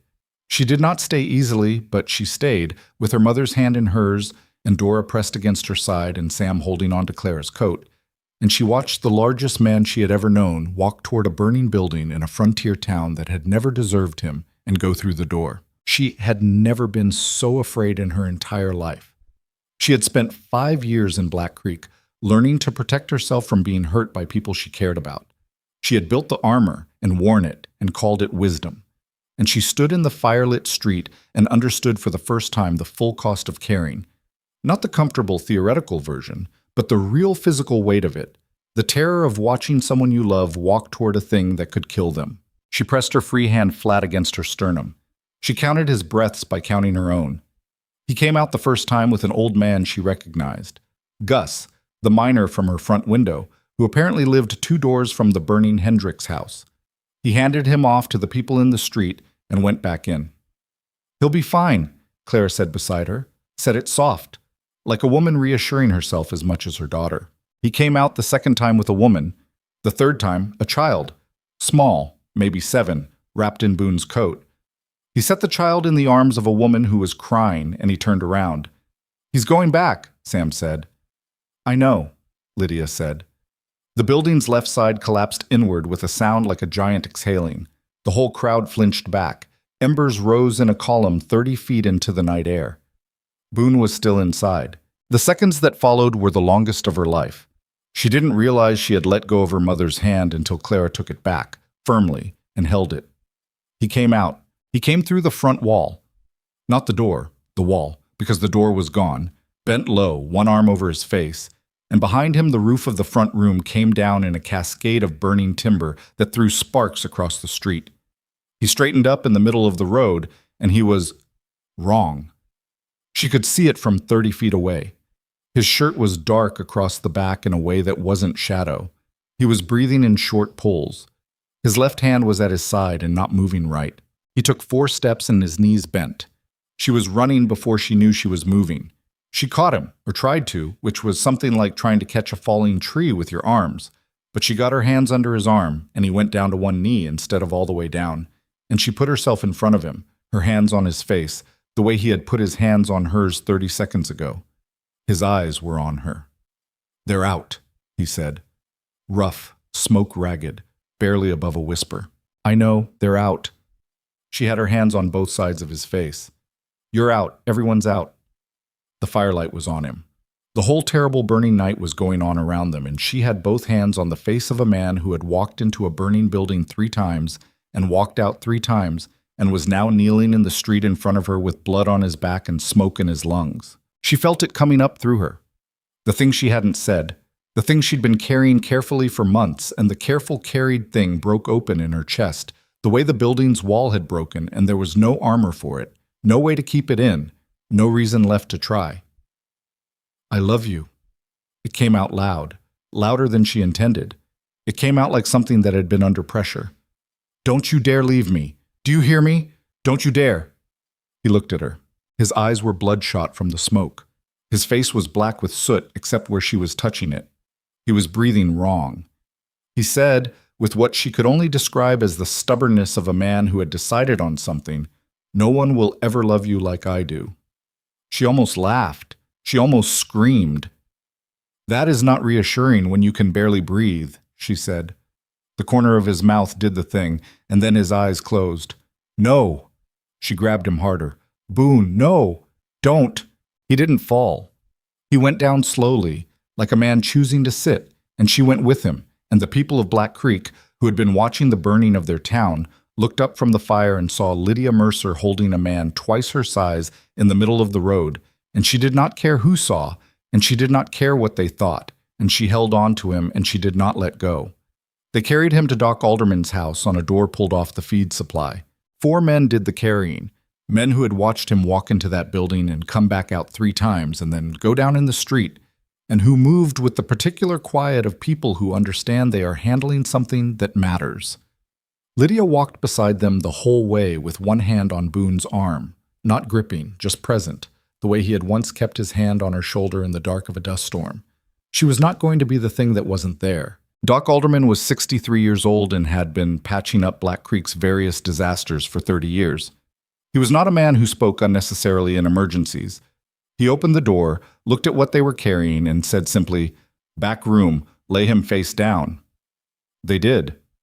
Lydia followed them in. "You family?" Alderman asked without turning around, already moving to his cabinet. She opened her mouth, closed it.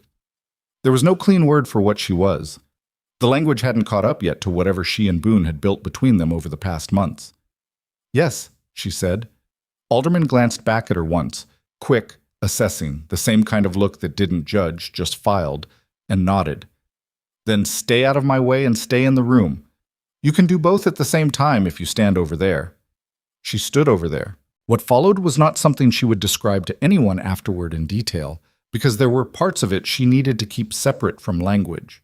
The dark, soaked cloth of his shirt when Alderman cut it away, the burns across his upper back and left shoulder that the doctor examined with focused, businesslike hands, the way Boone's breathing sounded wrong in a way that made her press her back flat against the wall and breathe deliberately to keep herself functional. She had never seen someone she loved damaged before. She had not understood, in any physical way, what it would do to her. It did a great deal. She stayed over there. She did not make noise. She watched Alderman work with a focused thoroughness that she found herself grateful for. Not a man who reassured falsely, not a man who performed confidence he didn't have, just a man who knew his work and did it. An hour in, Alderman straightened up and wiped his hands on a cloth and said, "Burns are significant on the back and shoulder. Left side took the worst of it. He's inhaled a fair amount of smoke, which is the part I'm more concerned about right now. The next day or 2 will tell us what we need to know about the lungs." He paused. "He's not a young man." "I know. His body's taken a great deal of punishment over a long life, and it's in good condition for that history, but this isn't nothing." He looked at her directly. "I won't tell you not to worry. Worry's appropriate. I'll tell you that he's strong and he's here, and those are the 2 things that matter tonight." "What do you need from me? Right now? Keep the room quiet. Keep him still when he wakes. Come get me immediately if the breathing changes or worsens." He moved toward the door and stopped. He knew those buildings were going. Anyone watching could see it. He went in anyway. He said it without drama, just as a fact he was recording. "I've been in this town a long time. I haven't seen many men do that." He left her alone with the lamp and the sound of Boone's difficult breathing and the long, suspended dark of the hours before dawn. She pulled the chair to the side of the narrow bed and she sat in it, and she did not sleep. The lamp burned low and she trimmed it, and it burned low again, and she let it go to a guttering flicker, because the near dark felt less exposed somehow, less like watching and more like keeping company. Outside, she could hear Black Creek finding its way through the aftermath of the night. Voices, distant, the occasional horse, the sound of things being moved and assessed. The fire had been brought down eventually, she'd been told, by the bucket lines the townspeople had organized and by the wind dying around 2 in the morning. 3 buildings gone. The Hendricks house, the livery on the east side, and a storage structure behind the feed supply that had been empty. Injuries, but as far as she knew, no deaths. She thought about that. 3 trips into a burning building. Gus the miner and the woman and the child wrapped in Boone's coat. She did the arithmetic of it quietly in the dark, and felt something that wasn't quite pride and wasn't quite awe, but was close to both. The recognition of a person's truest nature, revealed without artifice in a moment that allowed for nothing but what you actually were. He had not thought about himself. That was the thing. Not in any way she could identify. He had looked at a burning building, and what had registered to him was not the risk but the people. She looked at his face in the low light. The deep-set lines, the gray-streaked beard, the scar along his neck. The face of a man who had been alone for 30 years and had come down from that aloneness and walked into fire. "I'm here," she said quietly. not expecting a response, just wanting it said. He didn't respond. His breathing went on its difficult way. She stayed. He ran a fever by morning. It was not severe. Alderman came at dawn and checked him and said it was expected, the body's work, and that it was not yet in dangerous territory. But it brought a restlessness with it. Boone moved in and out of a half-conscious state through the morning hours. Not awake enough to talk, but not fully under either, and twice he said things that didn't belong to the present room. The first time he said Margaret, and Lydia felt the word land in her chest like a stone dropped in still water. She didn't flinch from it. She understood it. 30 years of loss didn't erase itself because a new thing had grown up alongside it. She put her hand on his arm and said quietly, "You're okay. You're safe." He stilled. The second time was different. He surfaced enough to open his eyes, and they were unfocused, fever-glassy, but he turned his head toward her, and she could see him trying to orient himself. "Lydia," her name in his rough voice. He said it like someone checking that a thing they remembered is still there. "Right here."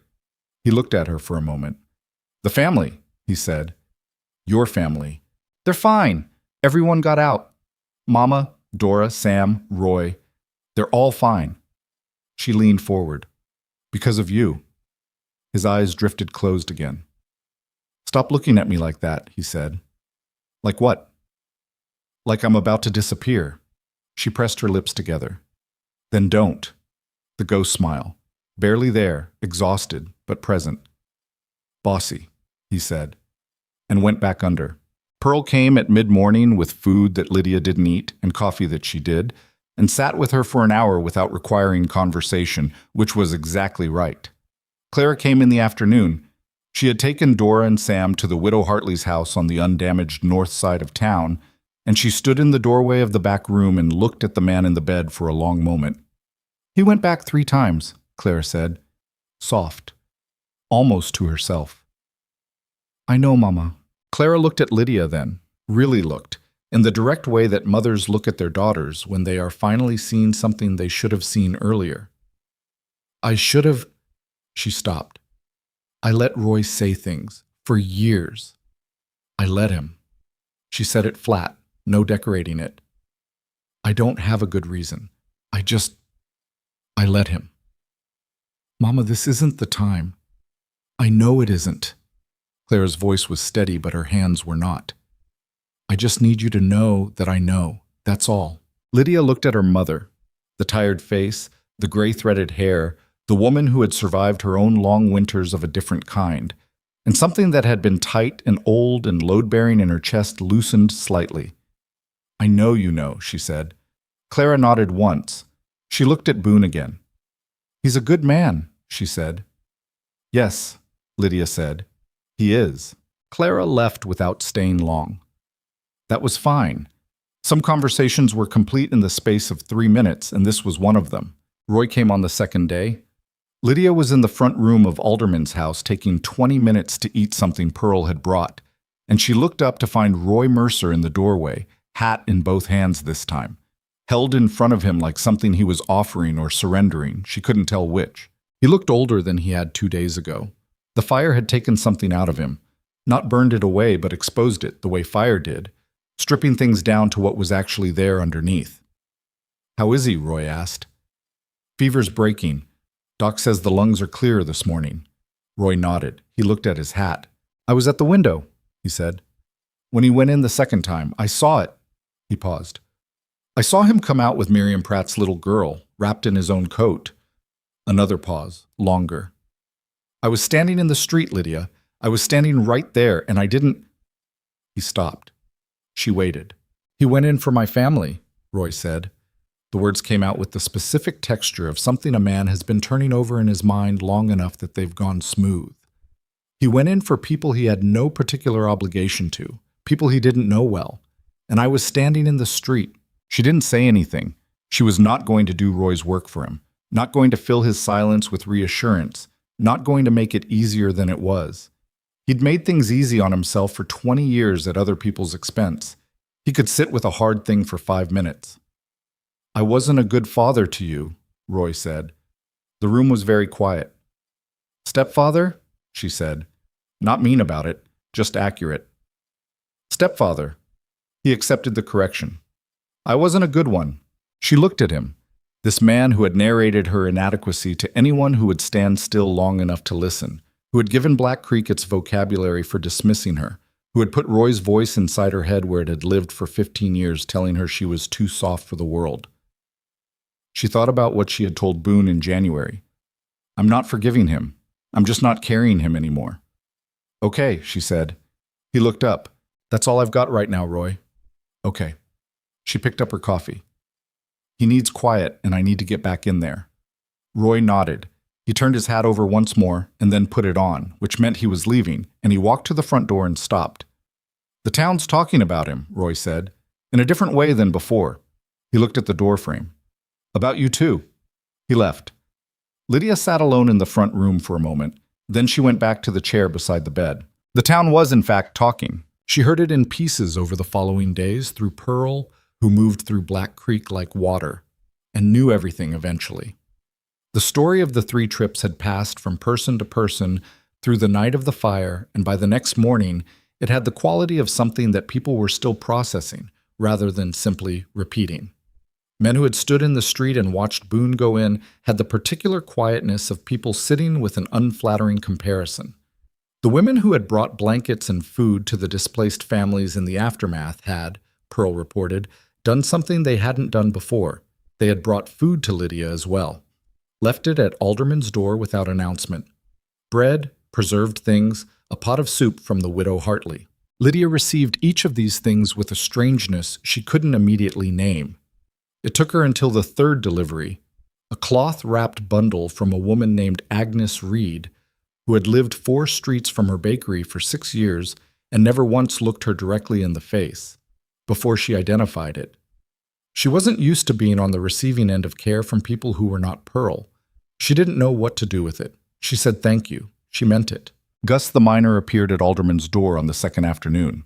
He was bandaged across the left forearm, where he'd caught something in the exit from his house, and he stood in the doorway with the bearing of a man conducting an obligation he had thought carefully about. He awake? Gus asked. On and off. He's better today. Gus nodded. He stayed in the doorway. You tell him, Gus said, that I know what he did, and that I know it cost him. He was looking at the floor, and then he looked up at her. And you tell him that if there's ever anything a man my age with bad knees can do, he can ask. I'll tell him. Gus nodded again. He left. She told Boone that evening, when the fever had fully broken and he was properly awake for the first time, groggy, sore, the smoke still rough in his voice, but his eyes clear and present and his. He listened. Gus is all right, he said. He's more than all right. Don't tell him that. It'll embarrass him. She laughed. A real one, the relieved kind. The kind that comes out when something you were afraid was broken turns out to be intact. He looked at her. The full look, awake now. The reading look with the warmth in it. You didn't leave, he said. I told you I wasn't going anywhere. You've been in that chair for 2 days. The chair's fine. Lydia, the chair has 1 leg shorter than the others. I can see you listing to the left from here. I'm not listing. You're listing. She looked down at herself. She was marginally listing left. I hadn't noticed, she said. He looked at her for another moment in the way that meant he was about to say something real. Come here, he said. She moved the listing chair closer to the bed. Closer, he said. She looked at him. He looked back, patient. She sat on the edge of the bed. He shifted, slowly, carefully, with the stiffness of a damaged body that was not interested in sudden movements, and made room for her in the only way the narrow bed allowed, which was to say, not much room, but enough. She was aware, very clearly, that this was the first time she had been this close to him. The first time the physical proximity was not the accidental closeness of standing at a counter or walking side by side. This was deliberate, and he had asked for it, and she was sitting on the edge of his bed in a doctor's back room in Black Creek, and his hand was on hers on the blanket, and the lamp was low, and outside the window, the town was very quiet after its violent night, and she took careful stock of herself. She was not afraid. She had been afraid of this, of closeness, of the specific vulnerability of being wanted and wanting back, of the way caring about someone gave them the architecture to hurt you. She had been afraid of all of it for 5 years, and she had worn her armor against it and been, in the deepest true part of herself, incredibly lonely. She was not afraid right now. She was sitting on the edge of a narrow bed with her hand under the hand of a man who had walked into fire for her family and had come back out. She was tired, and she had listing left, and she had not eaten properly in 2 days. And she realized, exactly where she was supposed to be. "Lie down," he said. "Quiet. I'm not going anywhere, and neither are you, and that chair is going to put your spine wrong." She lay down beside him, careful of his burns, and he put his arm around her with the same careful deliberateness he did everything. And she put her head against his unburned shoulder and listened to his breathing.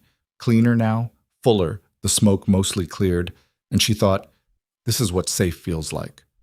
Not no danger, not no damage, not a life without hard things.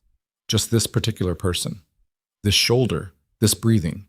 She fell asleep in 4 minutes. She didn't burn a single thing for a week.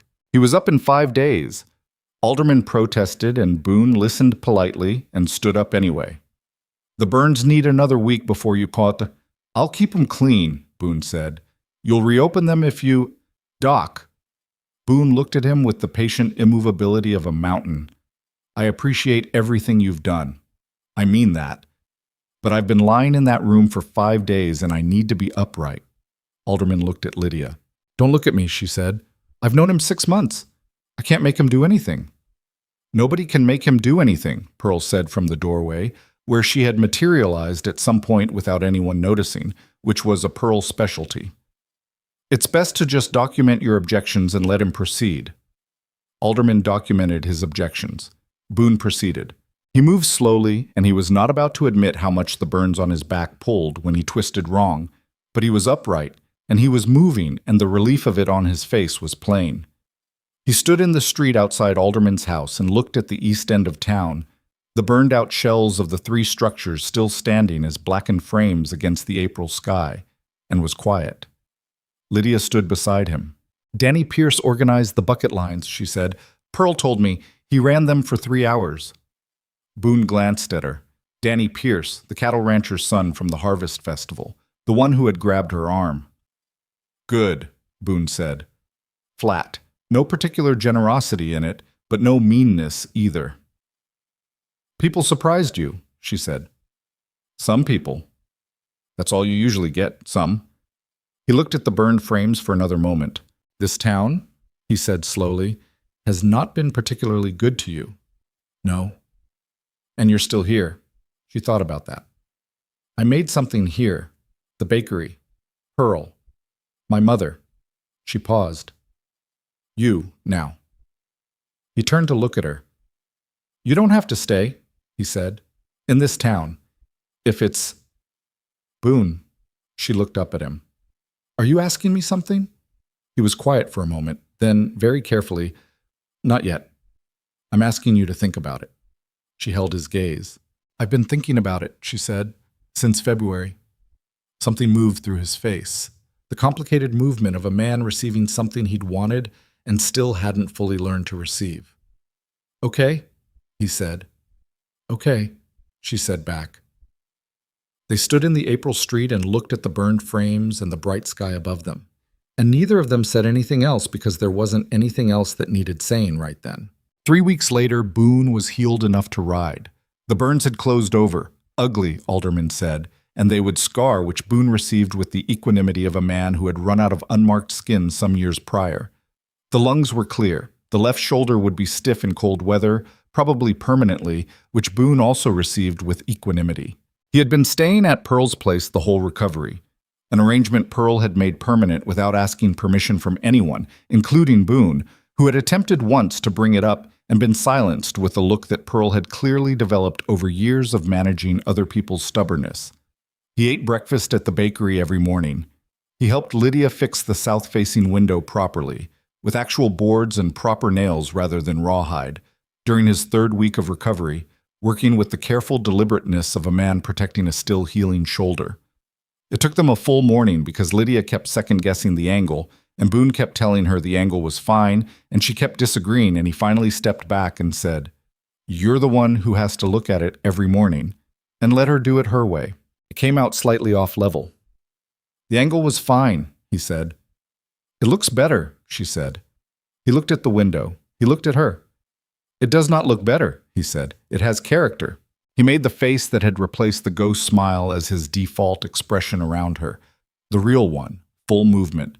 The one that made him look like the man he'd been before 30 years of grief had pressed the joy out of him. The one that she could produce now with reliable frequency, which was a discovery that still surprised her slightly each time. She had told Pearl about the window after.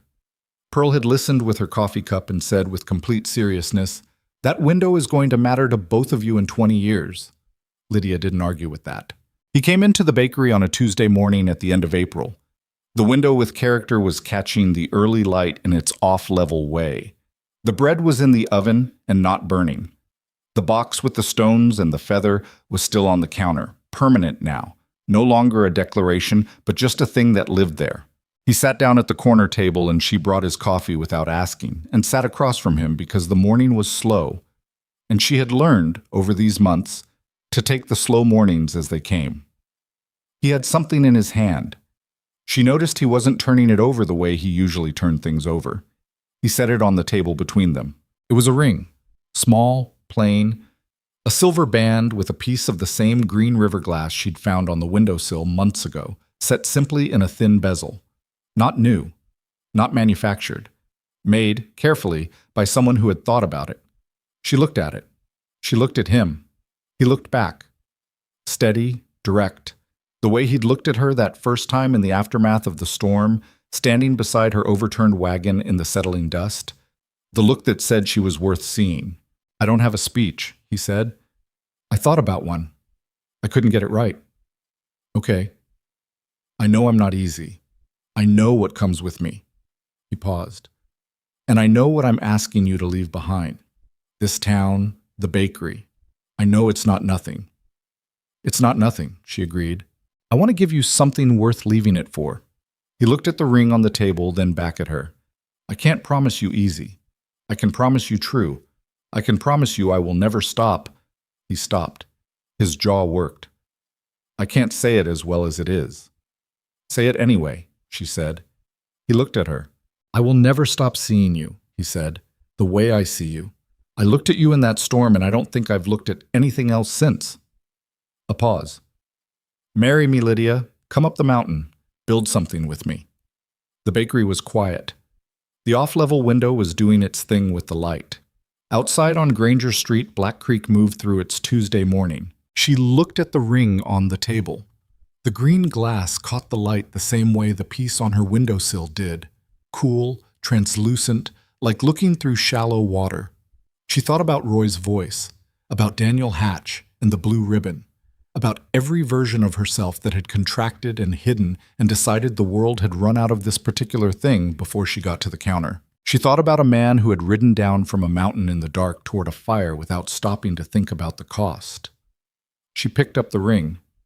"Yes," she said. She did not qualify it. She did not add the small, self-protective disclaimers she would have reached for 6 months ago, the ones that kept the door open for a fast exit. She just said yes, plain and whole, the way you commit to something you've already decided. He let out a breath. It was small and quiet, and she almost missed it. The breath of a man who had been more afraid than he'd let on, and who had just been, against some stubborn surviving part of his expectation, not disappointed. She put the ring on. It fit. She didn't ask how he'd known the size. She looked at him across the table with the morning light coming through the character window and the bread in the oven that was not going to burn, and she thought, so this is what the other side of it looks like. Not perfect. Not easy. Not the version of happiness that came pre-assembled and required no maintenance, just this. This man. This table. This morning. It was enough. It turned out, exactly enough.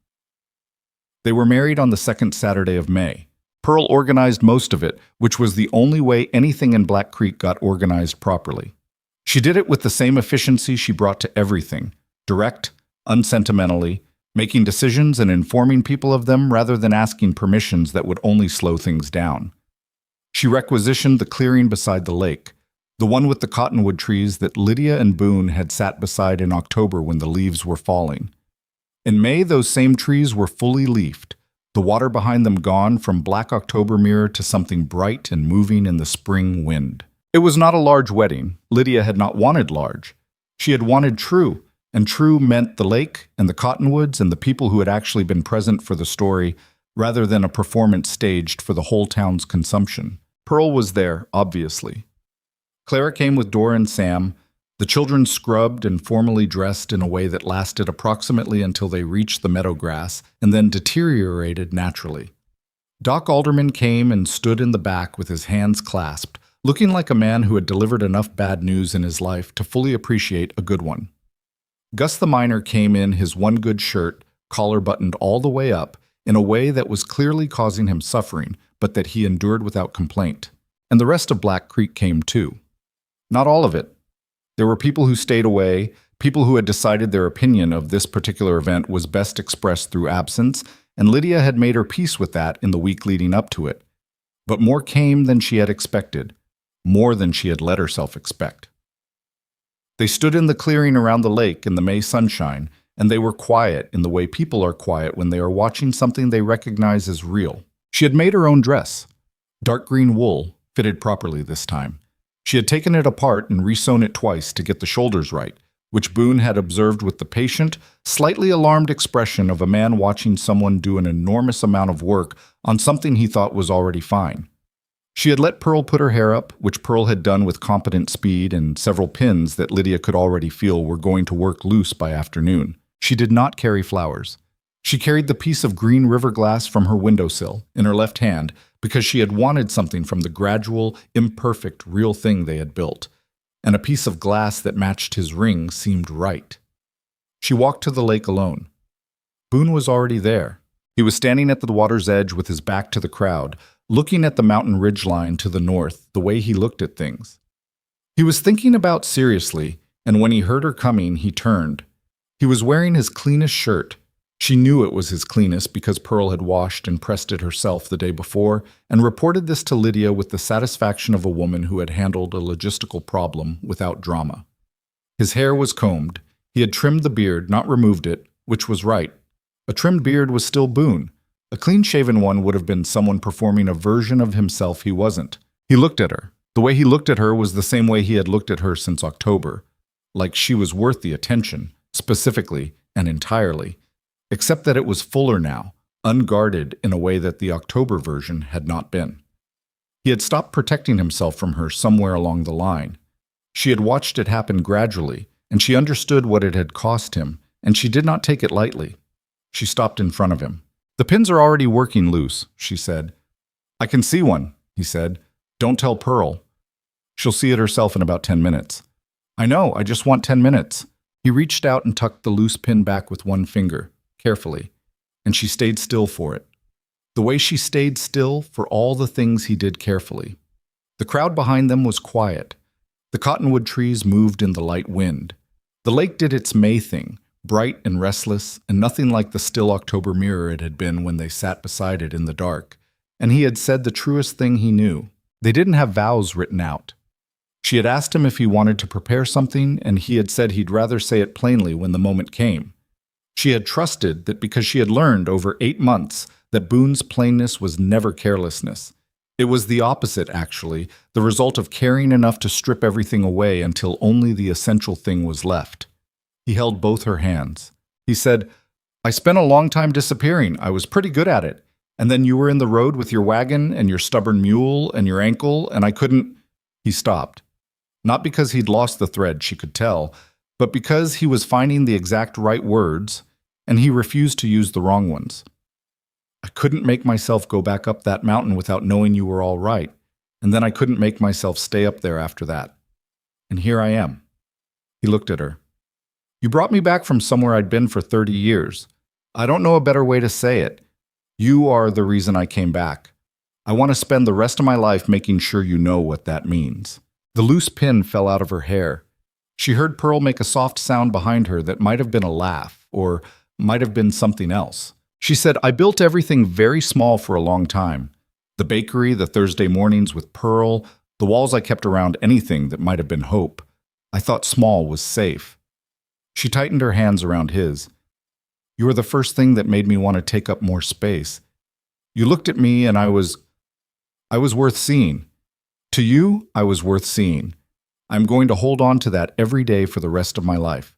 And I'm going to try to give you back what you gave me, which is a reason to be here. Fully here. They were married beside the lake with the cottonwood trees full of May and the mountain ridgeline above them, and most of Black Creek standing in the clearing behind them. And when it was done, and the quiet held for a moment, Gus started clapping with his bandaged hands, and the crowd followed, and Pearl was, Lydia saw when she finally turned around, crying with the specific controlled fury of a woman who had decided she was allowed exactly 30 seconds of it and was going to use them efficiently. Lydia looked at her, and Pearl pointed at her and said, "Don't you dare," and laughed at the same time, and Lydia laughed too. She left Black Creek 3 weeks later. She sold the bakery to a young woman named Vera, who had been coming in every week for a year and who had once, diffidently, asked if Lydia would show her the sourdough starter method. Lydia had said yes then, and she spent Vera's first week of ownership in the kitchen every morning, going through everything she knew. The stove's particular left side smoke issue, the cracked window's new slightly off-level character, the timing on the honey rolls, the exact ratio of the sourdough that she had been maintaining for 4 years. Vera wrote everything down in a small notebook, and Lydia watched her and thought, the bakery will be fine. The bakery will be better, maybe, because Vera doesn't have anything to prove to this town yet. The morning she actually left was not ceremonial. Pearl helped her pack.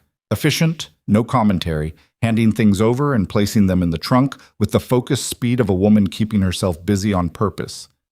When they were done and the trunk was loaded onto Boone's wagon, and the empty room above the bakery was just a room that smelled like years of bread and wood smoke and solitude, Pearl stood in the middle of it with her arms crossed. "Thursday mornings," Pearl said. "I know. We can't do them in person anymore." "I know. I'm going to write you letters." "I know, Pearl." Pearl looked at the ceiling, then at Lydia. "I'm not going to make a production of this." "I see that." "You look—" Pearl stopped. She looked at Lydia for a long moment, reading something in her face that she seemed to find satisfactory. "You look like yourself," she said finally, "the version of you that you were always supposed to be. I just want you to know I see it." Lydia crossed the room and hugged her, and Pearl hugged back hard and quick, and then stepped away and said, "Go, before I change my mind about the production." Lydia went. She looked back once at the bakery, at the sign she'd painted herself with its slightly uneven letters, and then she climbed up onto the wagon beside Boone, and he looked at her, and she nodded, and he turned the horses north. The mountain was not what she had imagined, and it was also exactly what she had imagined. The cabin was larger than she'd pictured. 2 rooms downstairs in the loft, solid timber construction that showed its age in the right way, like something that had been built to last rather than just to stand. The floor was uneven in places.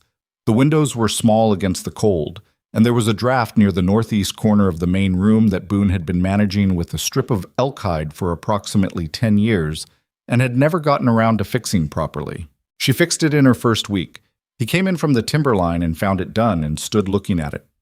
"It's straight," he said. "I can do straight when I'm not emotional about it." "The bakery window." The bakery window had character. He looked at the elk hide, now properly seated and nailed. "This has character too. Thank you." "I didn't say it nicely." "I chose to hear it nicely." He looked at her with the full smile, the one she could still produce, still found genuinely surprising in its effect on his whole face, and went to hang up his coat. She learned the mountain the way she had learned him, slowly, imperfectly, through repetition and occasional frustration. The water came from a spring 30 yards east of the cabin and froze on the surface in winter, so you broke it with a hatchet handle before filling your bucket. The nearest neighbor was a trapper named Ed Colson, 4 miles south, who came by every few weeks to trade information and supplies, and who regarded Lydia's arrival with the cautious approval of a man who had watched Boone Callahan disappear into himself for too many years and was genuinely relieved to see evidence of reversal. "You're good for him," Ed told her bluntly on his second visit, accepting the coffee she'd made without asking if he wanted it. "He's good for me," she said. Ed looked between them. He drank his coffee. You make better bread than he does. That's an extremely low bar, Lydia said. He makes bread like he's punishing it. Boone across the room said, I heard that, without looking up from what he was doing. I meant you to, she said. Ed grinned into his cup. He came back more frequently after that. The first winter on the mountain was hard in the way that honest things are hard.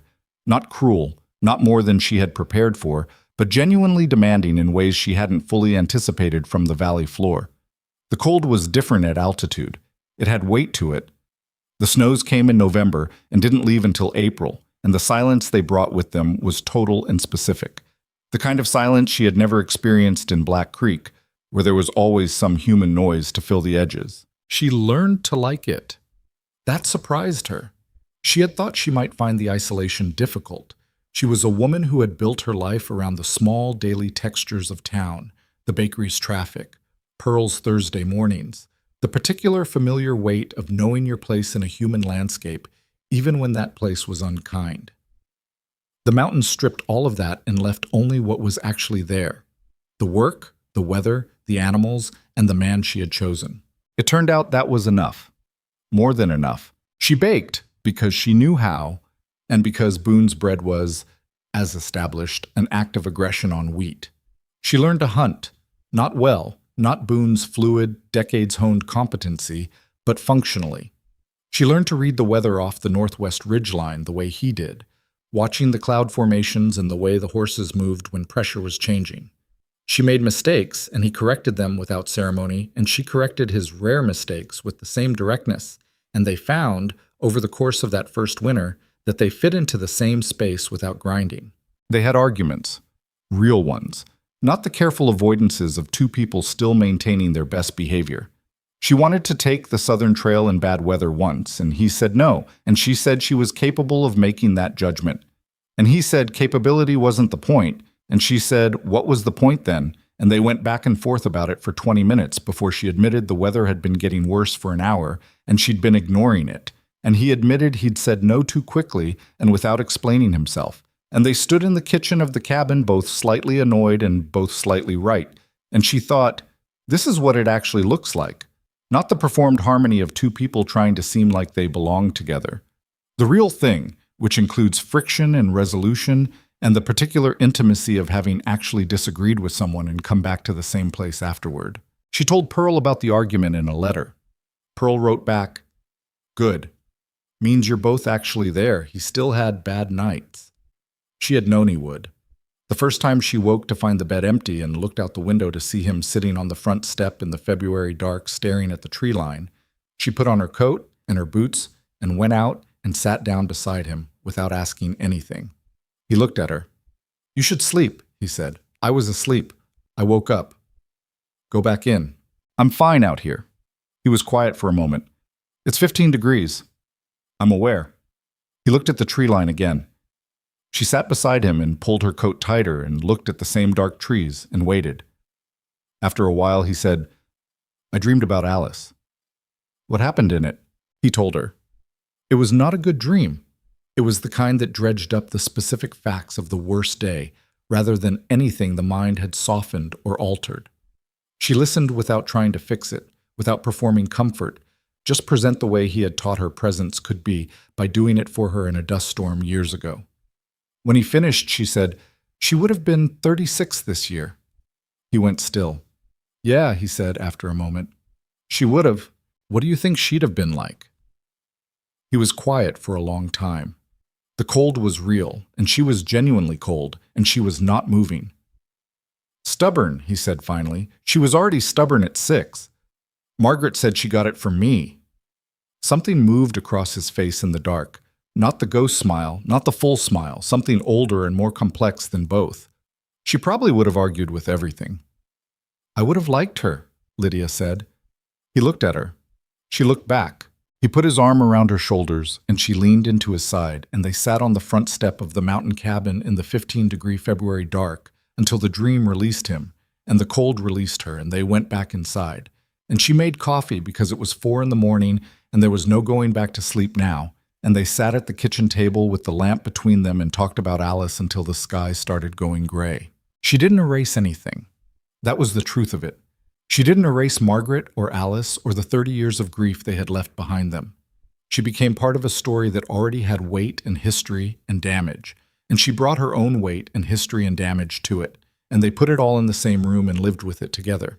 That was not the same as healing. It was something more honest than healing. It was carrying together, which is different from carrying alone in ways that matter enormously.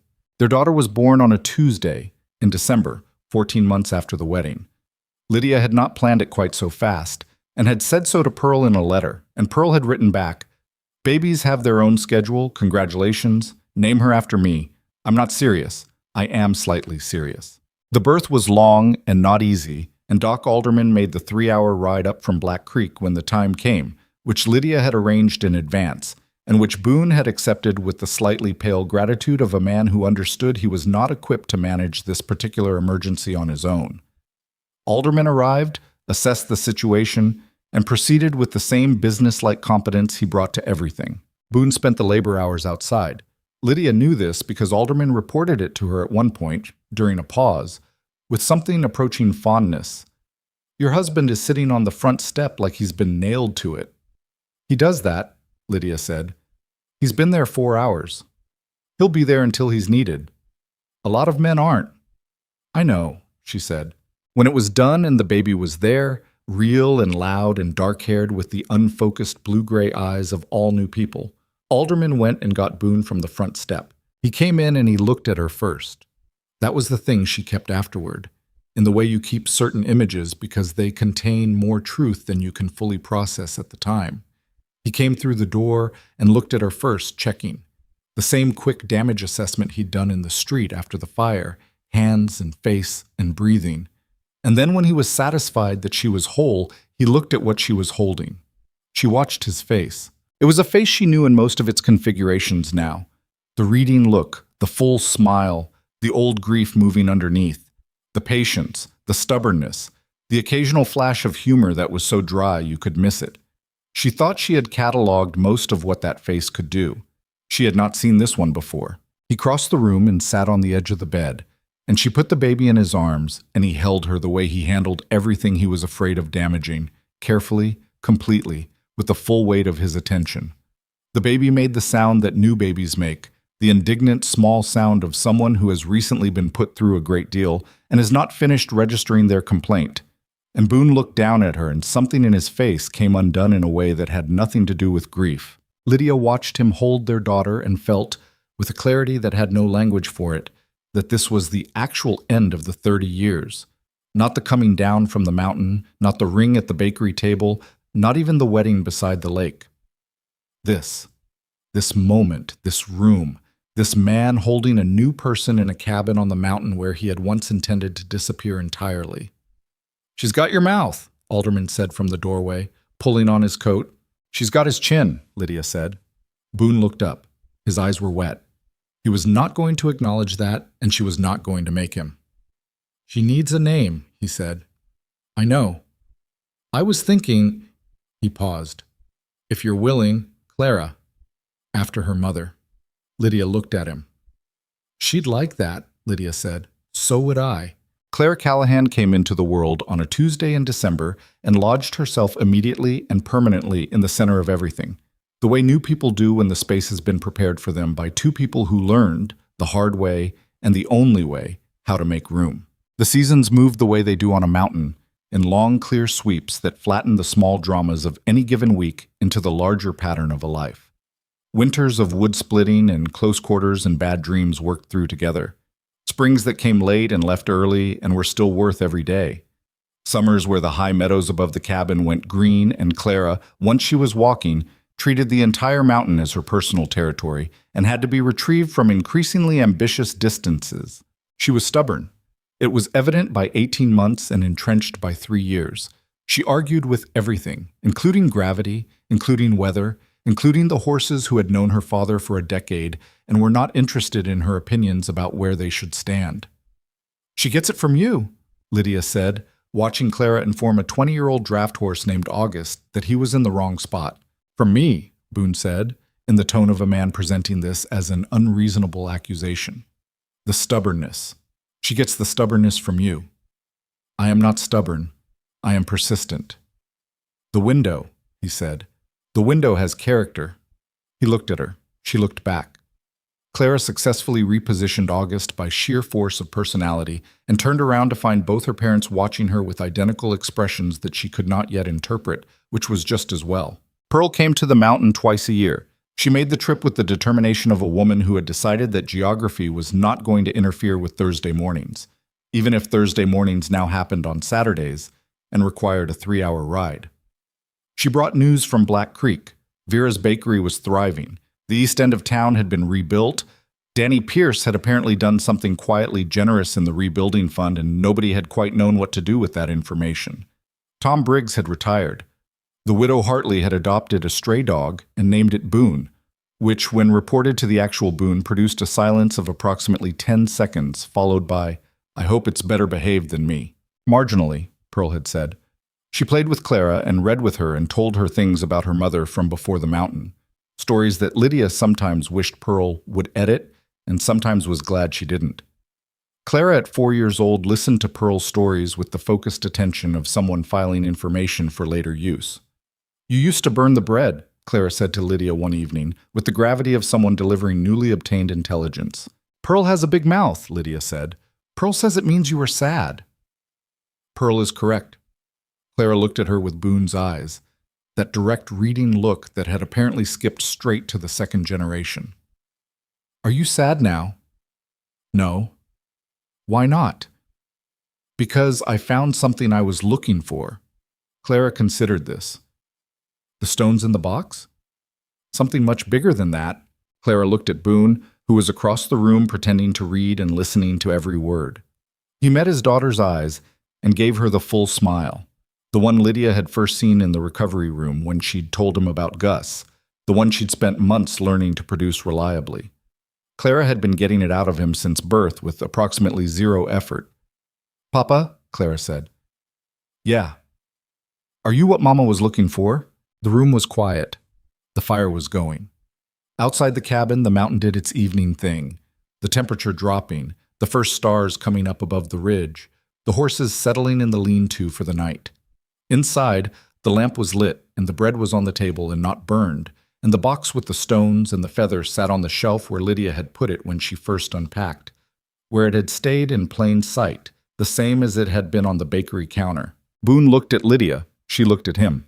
There was no language clean enough for the full truth of it, that two people who had both contracted themselves down to the smallest possible version, one into a mountain and one into a flour-dusted room above a bakery, had somehow found their way to the same place.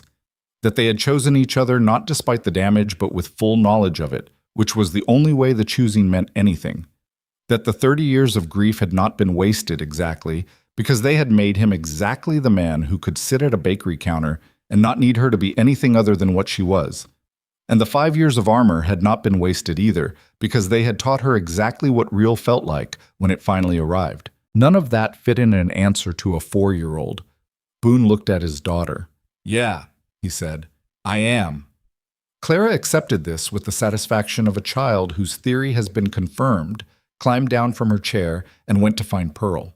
Lydia looked across the room at her husband, the scarred, gray-bearded, enormous, careful man who had lifted a wagon off her in a dust storm, and in doing so had rearranged the entire trajectory of what she had believed was possible for herself. And she thought about something she had understood slowly, over years, the way the most important things are understood, that being seen by the right person is not a small thing. It is not a minor comfort. It is the difference between a life that is survived and a life that is lived.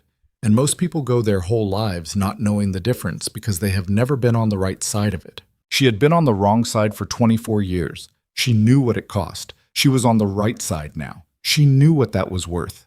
He met her eyes across the room. "No one will ever love you like I do," he said. Same as he had said in the street with the fire behind him and smoke in his lungs. Same as he said on the nights when the grief came back and they sat at the kitchen table until morning. Same as he said now, in the warm, ordinary evening of a life they had built from nothing, in a cabin on a mountain that had once been a prison and was now simply home. This time, every time, she believed him completely. And the bread on the table was not burned. It was not perfect either. Slightly dark on the left end where the stove ran hot, a little dense in the middle the way sourdough sometimes was. It was good and honest, and it was enough. It had always been enough. She just hadn't known it yet.